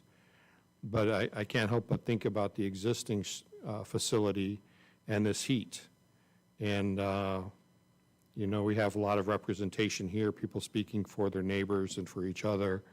And my concern is if staff has authorized or is seeking to authorize to award the contract. I know it's been a number of years since we've tried to move this along. I don't want to be the person that holds it back any further. So I would just ask that we do vote on this authorization to award the contract. I feel it's a needed project, and I don't know if we're going to be able to please everybody on the different scopes and the location, but that was why I asked to have it postponed until later today. Thank you. Thank you very much for that. Vice Mayor? You know, I just wanted to add, when I got started, this was one of the big topics on the agenda, so I also did the same and asked to just gather additional information, and the staff did gather that, and it was, you know, just really eye-opening to hear all the work during those years, efforts of work groups that were created to go through the process and try to gather information or feedback, and just do, you know, have all that information and data. So I think when I was presented that, I also wanted it to be presented to the citizens and then on Zoom as well, so that everyone could hear that again, you know, or be reminded and get the same information that I was getting. So I also appreciate that, and I would just suggest going forward, you do have the staff to pull on if that's still, you know, want to get a little more info on that and get up to speed, as this will be a major project for our city. And with all the information I was able to gather and read, I felt very comfortable with the decision. I know that citizens have, you know, really good questions and comments, but I feel like when I went back and reflected on all that information, I felt comfortable with the decision that I had made. Councilmember Tate, any comment? I was the other person that wanted to also research this and find out more information. And since then, I have been giving historical background about how this this whole project has been developed through the years. All the animal advocacy groups that were involved in it, all of the recommendations, all the work and planning, and then finding a site. And the design of shelters these days are much different than what we have had in the past. And by looking at the plans for this building, I think it's going to be a good site for the animals. Another thing, as you mentioned, Councilman Wyrock, is that thinking about what we have that's existing, where these animals currently are, and especially now, what is it, still well over 100 degrees right now outside. You know, I would like for us to have a place where it's more humane than what we currently have, which this is going to be like stellar once it's finished. So I don't have any, now that I have some information, and I've been educated a little bit about the background and how long this whole project has been in process. Now we get down to the final, because we didn't hear a whole lot from the community about this project as far as having other ideas and opinions until it got to this point. And so I think we're ready to go ahead. I'm ready to support it. Thank you. Councilmember Stowe? Yes, and most of you spoke. What I wanted to say on this, but over the past 7 years, we've been trying to find a location and not to mention the other variables that go along with a dog shelter or animal shelter, I should say. It takes a lot. I mean, it's just not where you put up the fence and put them in a pen anymore, because there's so many other requirements as, by the feds and by the state. It's hard and we looked for locations for many years, something that we could afford to buy the property and build the building, and it just never came to fruition. And a lot of people said, well, what across the street from the courtyard, and in that area right behind the Veterans Park, and it just wasn't, it just didn't work out because there were other plans for that, for the city, and which is more practical to put something else there that we need than put an animal shelter. And this property came along, and something we can afford and just remodel into a dog shelter. And we just, and everybody that was involved for the past 7 years thought this was probably the best location. And just because it's in the middle of the town, this probably even makes it even better, because people will be able to walk to see, and adopt dogs or cats or whatever else may be there, instead of having to drive, like we have to 20 miles to Lindsay or whatever it is, or 15. And it's going to be much easier for adoption. And it's going to be soundproof, and no one's going to know it's a dog shelter there unless they go inside. Thank you. This has been a long work in the making, and I'm looking right at you because you've been a part of this process. For many years, you were on the Animal Control Commission at the time. Yes, you are.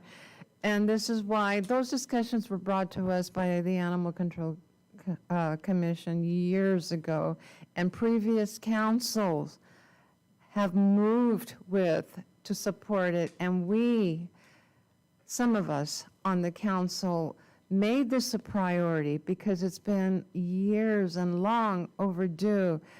And in those discussions, if you haven't been out to the animal shelter where it's at, the conditions are very bad, not just for the animals that are there, but for the staff who are there as well.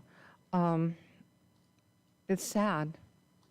It's a sad situation, and here we have the 100 and something degree weather, but then they also, in the wintertime, it's just as bad. And volunteers coming in with donations of food and blankets and a lot of that. When the discussions were made about the site where the location, of course, the information was brought to the table with the soundproofing, with the cooling and the location. There was a public hearing. There were no comments at that time. There was information that was brought so that people could ask their question. It was presented on the screen at that time. So as council listened and took direction, and when the priority projects came at that time, I can just hear Councilmember Stowe, not Stowe, but Councilmember Hamilton. No, I don't even want to go there because he was very proactive in moving the decision for the animal shelter. And that's where I'm going, because there was a lot of discussion. It was a party, the location, the discussions about how people can come and help and volunteer. It would be closer for them, and for them to be able to come and assist, to have student participation as well as to have some of the interns have become volunteers. So those were discussions. And then when Vice Mayor came on to council, she asked for the information. I appreciate Councilmember Wyrock having the item pulled so that this discussion can be made. So those are the comments. In as far as this council is, to be supportive of this project and where it's at right now, I would hate to take a step back, and it's something to move forward with. Those are just my comments. So how does council wish to proceed? Councilmember Wyrock, you asked that this item be pulled for discussion. We did. Well, I would respectfully ask that we move forward with the authorization to award the contract for the animal shelter project as staff has outlined it tonight. So I'd like to propose that we vote on that. That is a motion. Motion. Councilmember Wyrock has made that motion. Second. And a second by the Vice Mayor. Call for the vote. No further discussion. Councilmember Wyrock, Aye. Councilmember Tate. Councilmember Stowe, Aye. Vice Mayor Carrillo, Aye. Mayor Flores. Aye. Passes unanimous, 5-0. We will, thank you very much for all the work involved, and as I said, you've been a part of that for a long time. Now we're going to go back to the reports, and we're going to start with the Tulare County Regional Transit Agency. That would be yours, or Councilmember Stowe? Councilmember Stowe? I think you're calling my name, but I can't hear you, Your Honor. Is that correct? Oh, the Tulare, we're back to the staff report, the AB 1234, the Tulare County Regional Transit Agency of August 24. Okay, all right. I can barely hear you, but I think I know what you're Oh, saying. probably turn my mic on now. Oh, okay. It's yeah, back all to right. you for number 8, the Tulare County Regional Transit Agency Board. Oh, okay, thank you. Your Honor, a special meeting was held in Tulare County Regional Transit Agency on August 24th, and there were 3 action items on the agenda. First, the board considered a new membership request from the Tule River Tribe of California. The Tule River Tribe of California requested membership with the TCRTA to receive operational and administrative assistance with their tribal transit program. The board unanimously approved the membership request for the Tule River Tribe of California and will be circulating an amendment joint powers agreement to all the members and agencies for approval.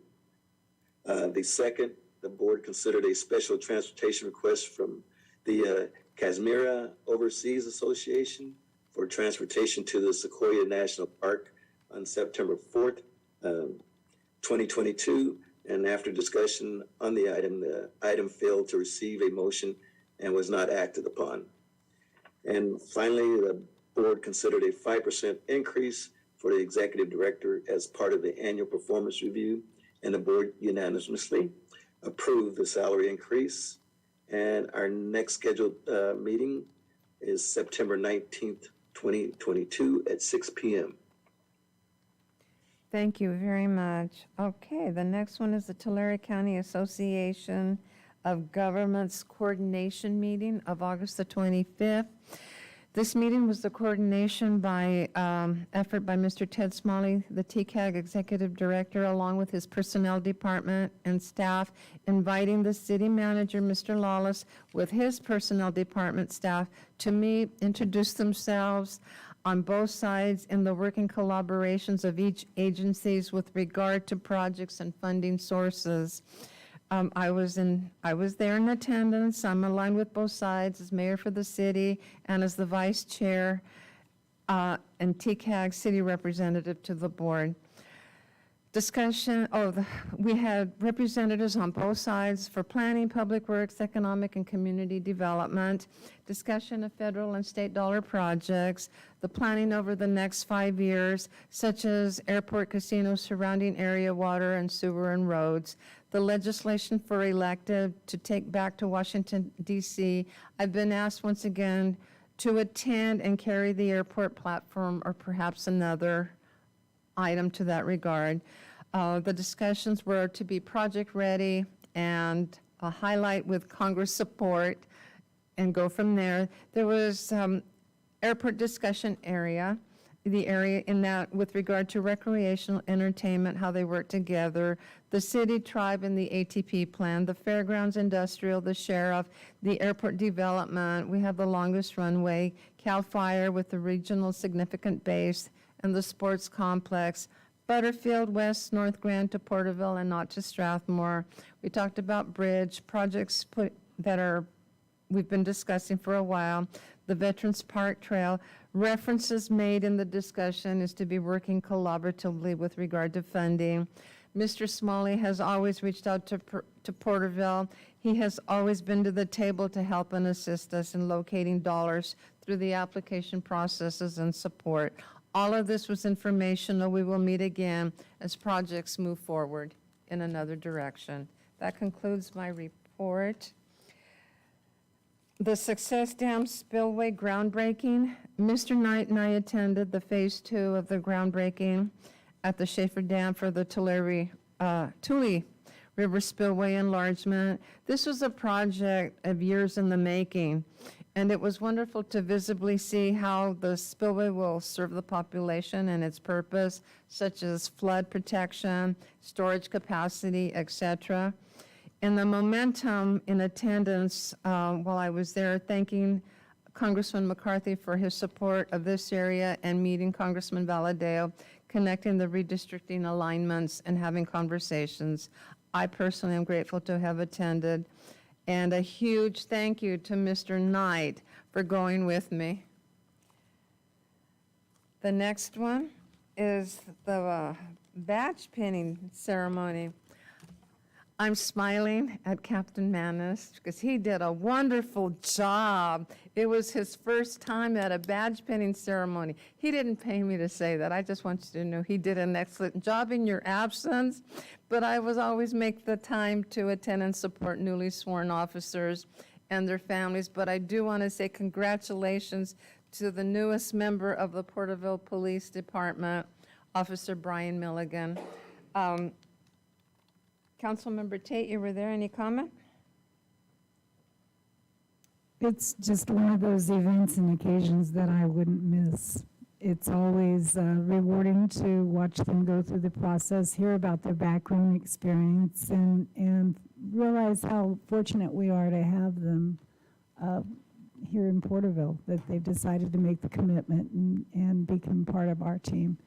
Also, the families, being able to meet them and see the pride that they have in their son and the confidence that they have with them starting a new career and a new life here in Porterville. And so you went also right there, yeah. So it's something that I enjoy doing and I wouldn't miss it. Thank you. Councilmember Stowe. Yes, Your Honor. You know, it's a great privilege to attend one of those, and I'm happy to see Brian join the city of Porterville's family. But, you know, a comment was made by the captain that, you know, the Porterville Police Department, you know, they go after good officers, but more importantly, they go after good people.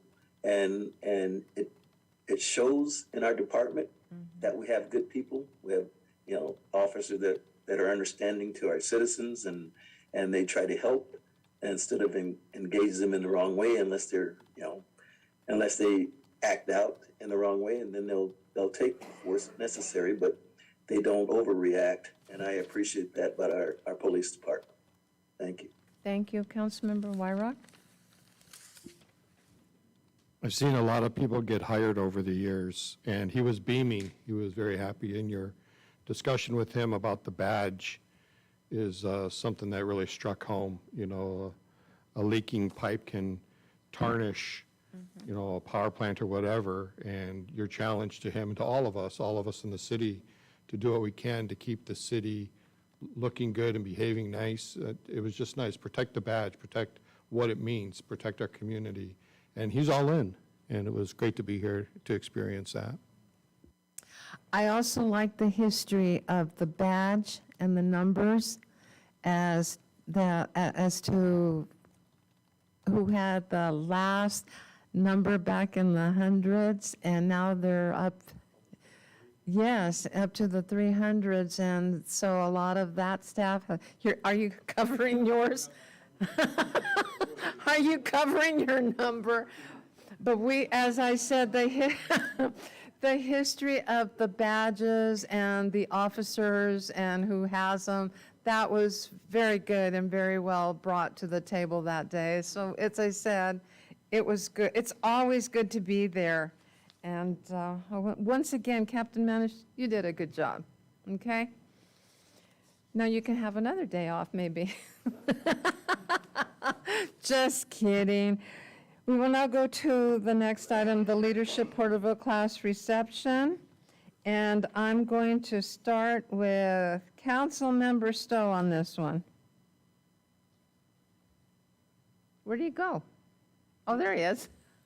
I'm still here. It was a good night for leadership of Porterville, and it was a good night for Porterville. We have some really talented people that are professionals in this class. I mean, there are already, you know, principals and officers in our police department, and people that are, you know, in the mid-management in various agencies.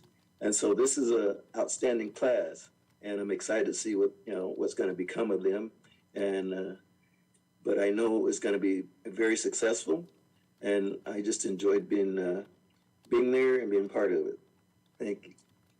Nice challenge speech. Oh, thank you. You know, I really didn't get into it. I felt like I was just dog hair. Now I'm just going through the motions because I wasn't feeling well that night. If you notice, I didn't stick around very long because, you know, I had to leave. But it's okay, you did a good job. All right, now, Councilmember Tate.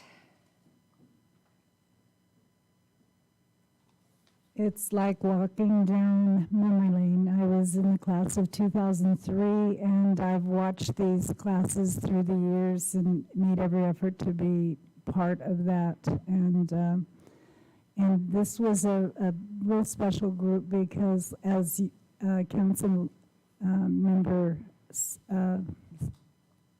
Stowe said, they're middle management, most of them already. We have some law enforcement officers that are going to be part of it.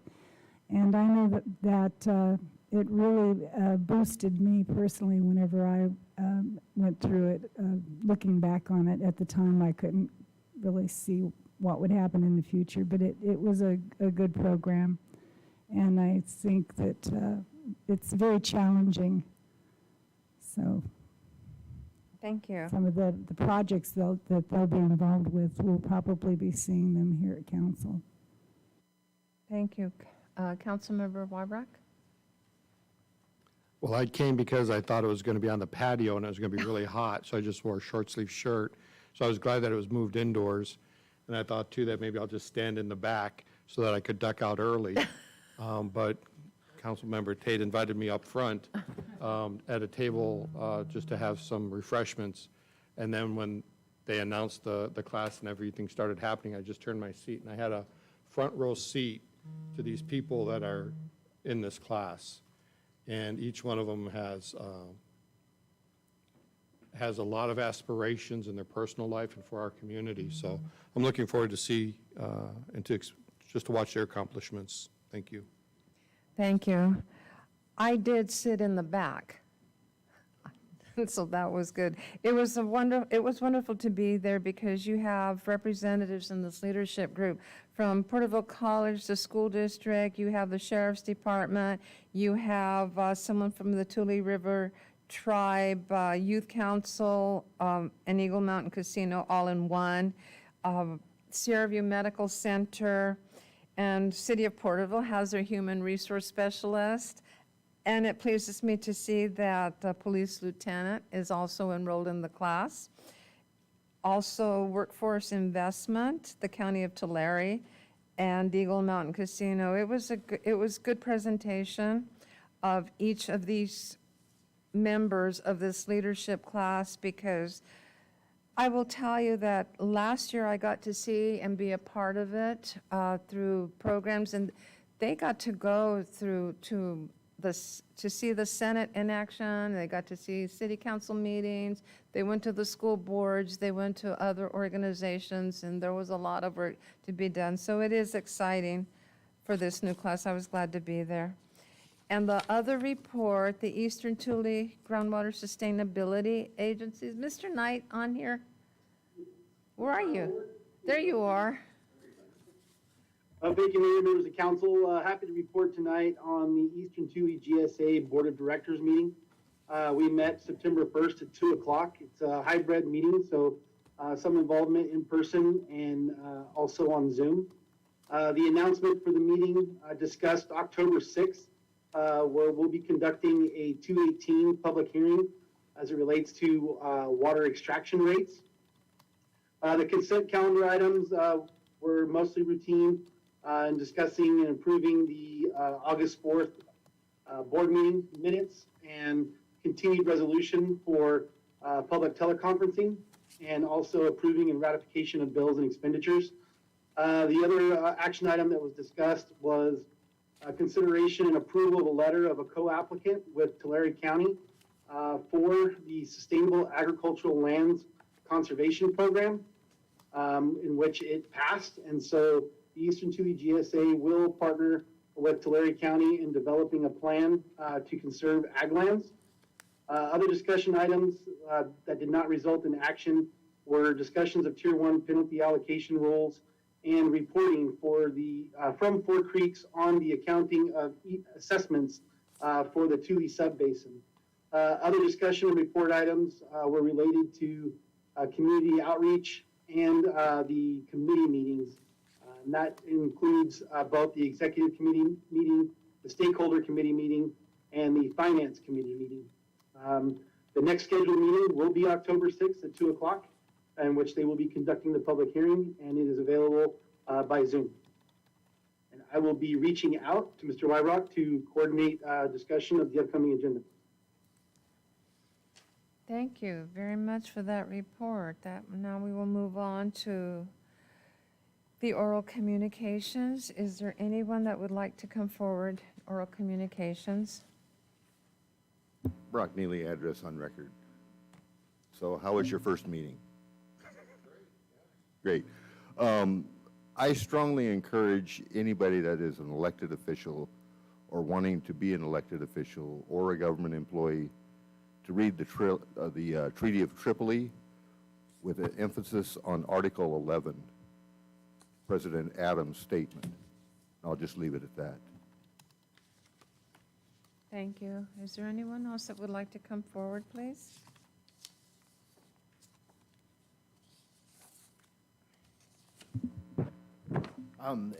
As far as with the city, there's so many moving parts. Mr. Lawless does a great job with all the city employees, and it's just a lot going on, so I will not pretend like I know everything. But with that development off Highway 65 in Pioneer, I watched the Zoom meeting, and it does say the development will focus on mixed income families and include a set aside for households with disabilities and experiencing homelessness, and we're receiving money from King's Tulare Homeless Alliance and Tulare County Health and Homeless Service Agencies. So I imagine with that being said, there will be homeless moved into these areas. I could be wrong, but with the people involved, it sounds like the homeless will be moved in. Chief, thank you for answering my question. I'm going to beat a dead horse. With the dog pound, it's done, I get it, but this is permanent for us, probably for the rest of my life, right? Because I don't plan on leaving Porterville. And something that I looked at was the city of Clovis, what they did with their dog pound. They were able to buy property and build a steel structure that was more expansive and more state-of-the-art, and it was less than $6 million. That's what I got for you guys. I appreciate you guys dedicating. I mean, it's 10:30 to Michael Knight staying on all the way to just for item 13 there. Thank you guys for your service. Thank you. Is there anyone else that would like to come forth?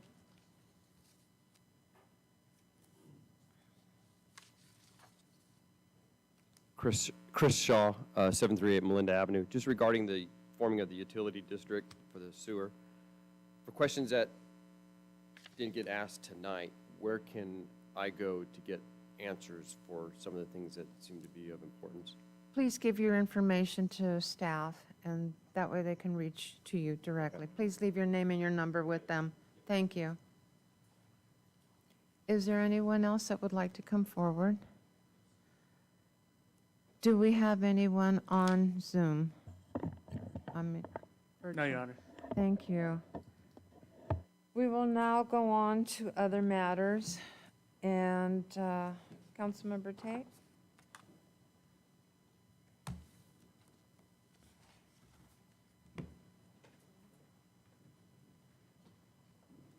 I was just reviewing the agenda and everything that we covered this evening, and then some of the things that were going on as far as the input that we got from people that attended the meeting. I actually went to the ribbon cutting for that project that you're talking about, that you'd been talking about earlier, and it is a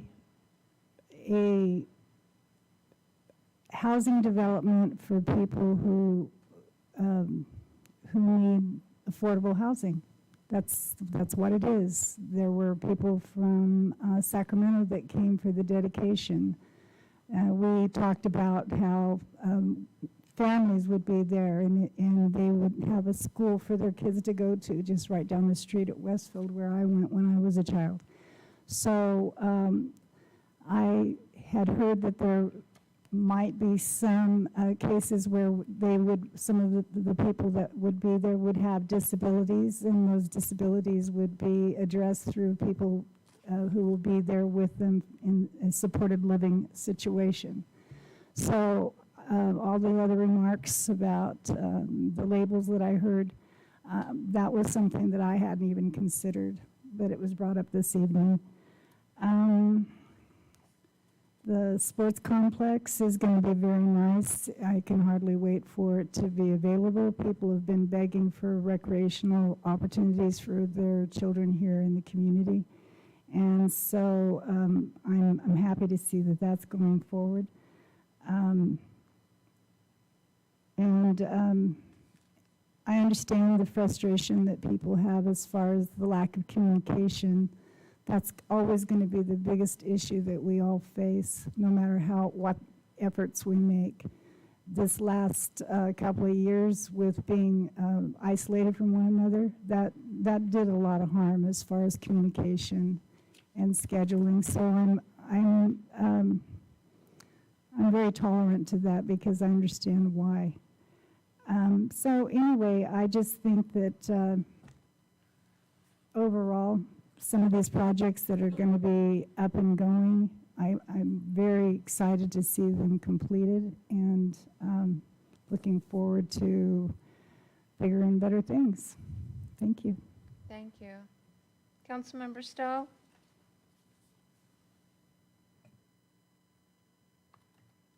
Coming? I'm coming. Okay, thank you. I couldn't find my mute button. First of all, can you hear me? Yes. Okay. The mayor made comments on my first pitch at the Visalia Heights City of Porterville night. Full disclosure, that pitch was my sinker ball. Just so you know. And I told my mom about the pitch and my sinker ball, and she said my dad's probably rolling over in his grave because I didn't throw it over the plate, and he probably was. Like, oh my gosh, what is that? But anyway, more seriously, I have to apologize for not being attend the meeting tonight. My chemo treatment took much longer than usual, and afterwards I need to sit back some time to relax and following the treatment, and I was unable to do so today because otherwise, if I don't recover from it, it really makes me tired. And but so I apologize that I couldn't be there, and I really wanted to be there for the induction of Mr. Wyrock to make him feel welcome, which I'm sure he does, but I wanted the entire council to be there in support of him, and I apologize for that, Dan. And so if you can forgive me, hopefully I'll be there next meeting. And also, it was mentioned earlier that regarding the sports complex that's being planned for is geared more towards soccer. Being the baseball person I am, if I'm not mistaken, there will be a baseball complex involved in that, and unless plans have changed. And that's all I have. Thank you. Thank you very much. Councilmember Wyrock? I'd like to thank everybody for their patience tonight with my interactions here. First time with the city council as a council member. I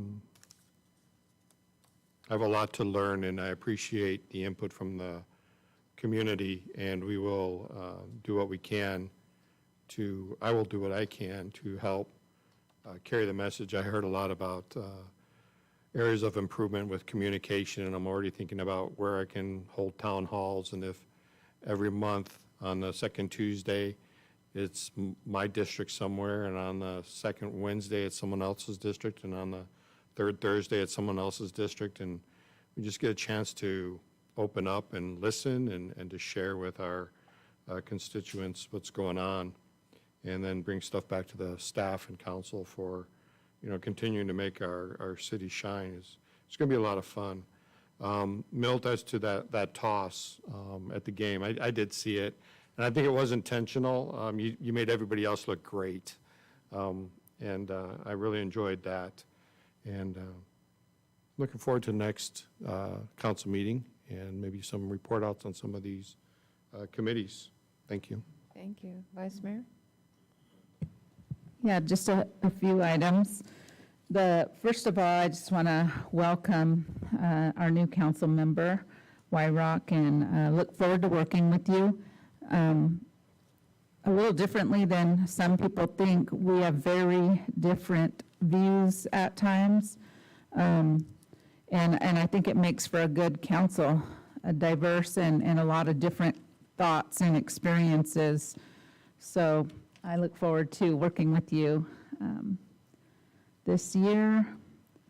I think that in the last few weeks, probably a couple of weeks, I guess, I've had some things going on that I've had to deal with as far as family and work. So I've missed a lot of things over the last couple of weeks, and just looking at the list and hearing everyone talk about them, some really great things. The latest badge pinning, the Porterville new leadership class, the sinker ball. But I did get a cool jersey, so thank you, staff, for bringing that to me. And I've really missed, seeing my colleagues in the last couple weeks, and just really love getting together. And that is one thing about being a council member, is that we do have the opportunity to, meet with staff and discuss any questions that we have, and read the, huge amount of information that we're giving every committee meeting, every council meeting. The other thing I wanted to do was thank Javier for tonight and answering all those questions. I think that you're not responsible for everything that all the questions were being asked, from providing different information packets, Zoom, all of that, but you were tasked with answering to them. So thank you for doing that and trying your best to answer all those questions. We really genuinely appreciate that. And then, let's see. I think the last thing I'll just leave with is thanking the staff, and thank you, sir, for recognizing the dedicated staff that stay on no matter how late, we stay here. A couple of meetings when I first started, we were here till midnight, I believe, and I was like, oh my gosh, I didn't know the meetings were this long. But, and then all the committees. But I enjoy, what's rewarding to me is how much we learn about the city and all the work that goes into making things run. And I work in administration, tribal government, which is a different type of government, but still on a different level of administration. So I have an idea of what goes into collecting information, data, and then presenting and reporting out and being answering to a council or councils. So definitely recognize the dedication and the staff that we're fortunate enough to have at the city of Porterville. And just want to end there with a thank you to the staff. Thank you very much. Donnie Moore, I'd like to see you.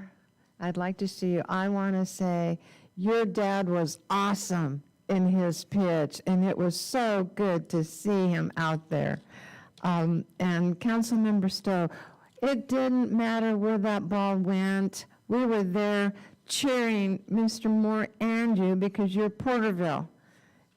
And we were there to support you. So it was good. It was a lot of fun. But again, it was good to see Mr. Moore out there and be a participant. And it seems like he was reignited being there with us. So thank you for having him there and taking him there to us. I also want to say that Hopper has invited me for September the 14th. I'll be providing him with some community updates. Also, the city of Porterville, Mr. Jason Reidenauer will be presenting for the Tulare Kings Hispanic Chamber of Commerce Ambassador Luncheon on Community Development on September the 14th. I've been invited on September 11th, as I have in the past. This time I'll be reading the proclamation for Bells Across America on 9/11. And then Comisión Honorífica has invited me for September the 16th. They are giving 2 scholarships to 2 students for the 16th of September recognition. Chief Costello and I were at the Zonta Human Trafficking. I know that Councilmember Tate was there, but we had been invited, and it was interesting to hear District Attorney Ward and his presentation on human trafficking, and the age group where it's starting is more like at the middle school, and to watch what's on social media, and showed us the apps as to how they're subtly being recruited, and a lot of questions that were asked. What I did find out that night, because I asked the question, I said, is there a task force?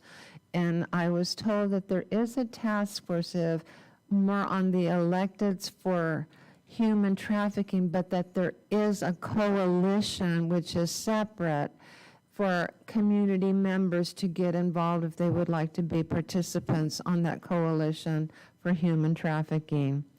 And one of the excitements that I just was speechless when we got the notification of 4,442 plus for the grant, for federal grant that we received for the airport. That was wonderful news to hear that when I opened up the document, and saw who it affected and who our congressmen and who our senators were.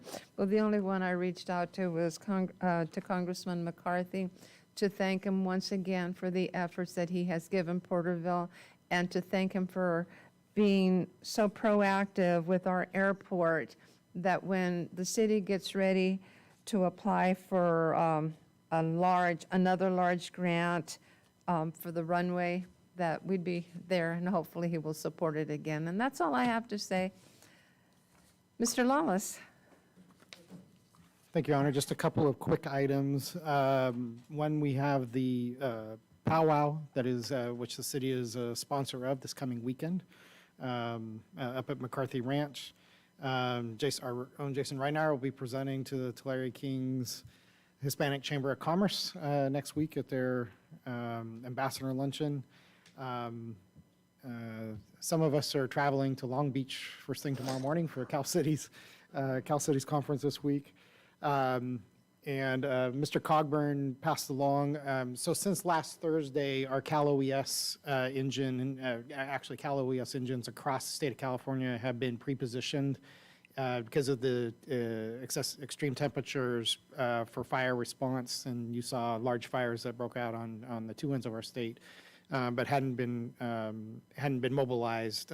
So Brian shared with me that tomorrow morning, both our Cal OES engine and crew, as well as a patrol unit, will be going up to the powerhouse fire up above Auberry. So we'll have 7 crew, 2 apparatus and 7 crew responding to that fire tomorrow morning. And just appreciate the teamwork and the camaraderie the fire department has in responding across the state. So, as well as we have September 11th, will again be recognized on Sunday, which a member of our staff shares a birthday on that day. And I bring that to highlight because it's Jason Ridenauer, and he turned 18 on September 11th. And so if you ever want to wish him a happy 18, want to know how old he is, go back at 18 on 9/11, and that will tell you. He said it wasn't a very happy birthday that day, but. Oh, wow. Okay, wow. But we did go to the cellar for dinner. Downstairs. That tells you how old that was. Okay, well, no further. It is 10:45. Meeting adjourned.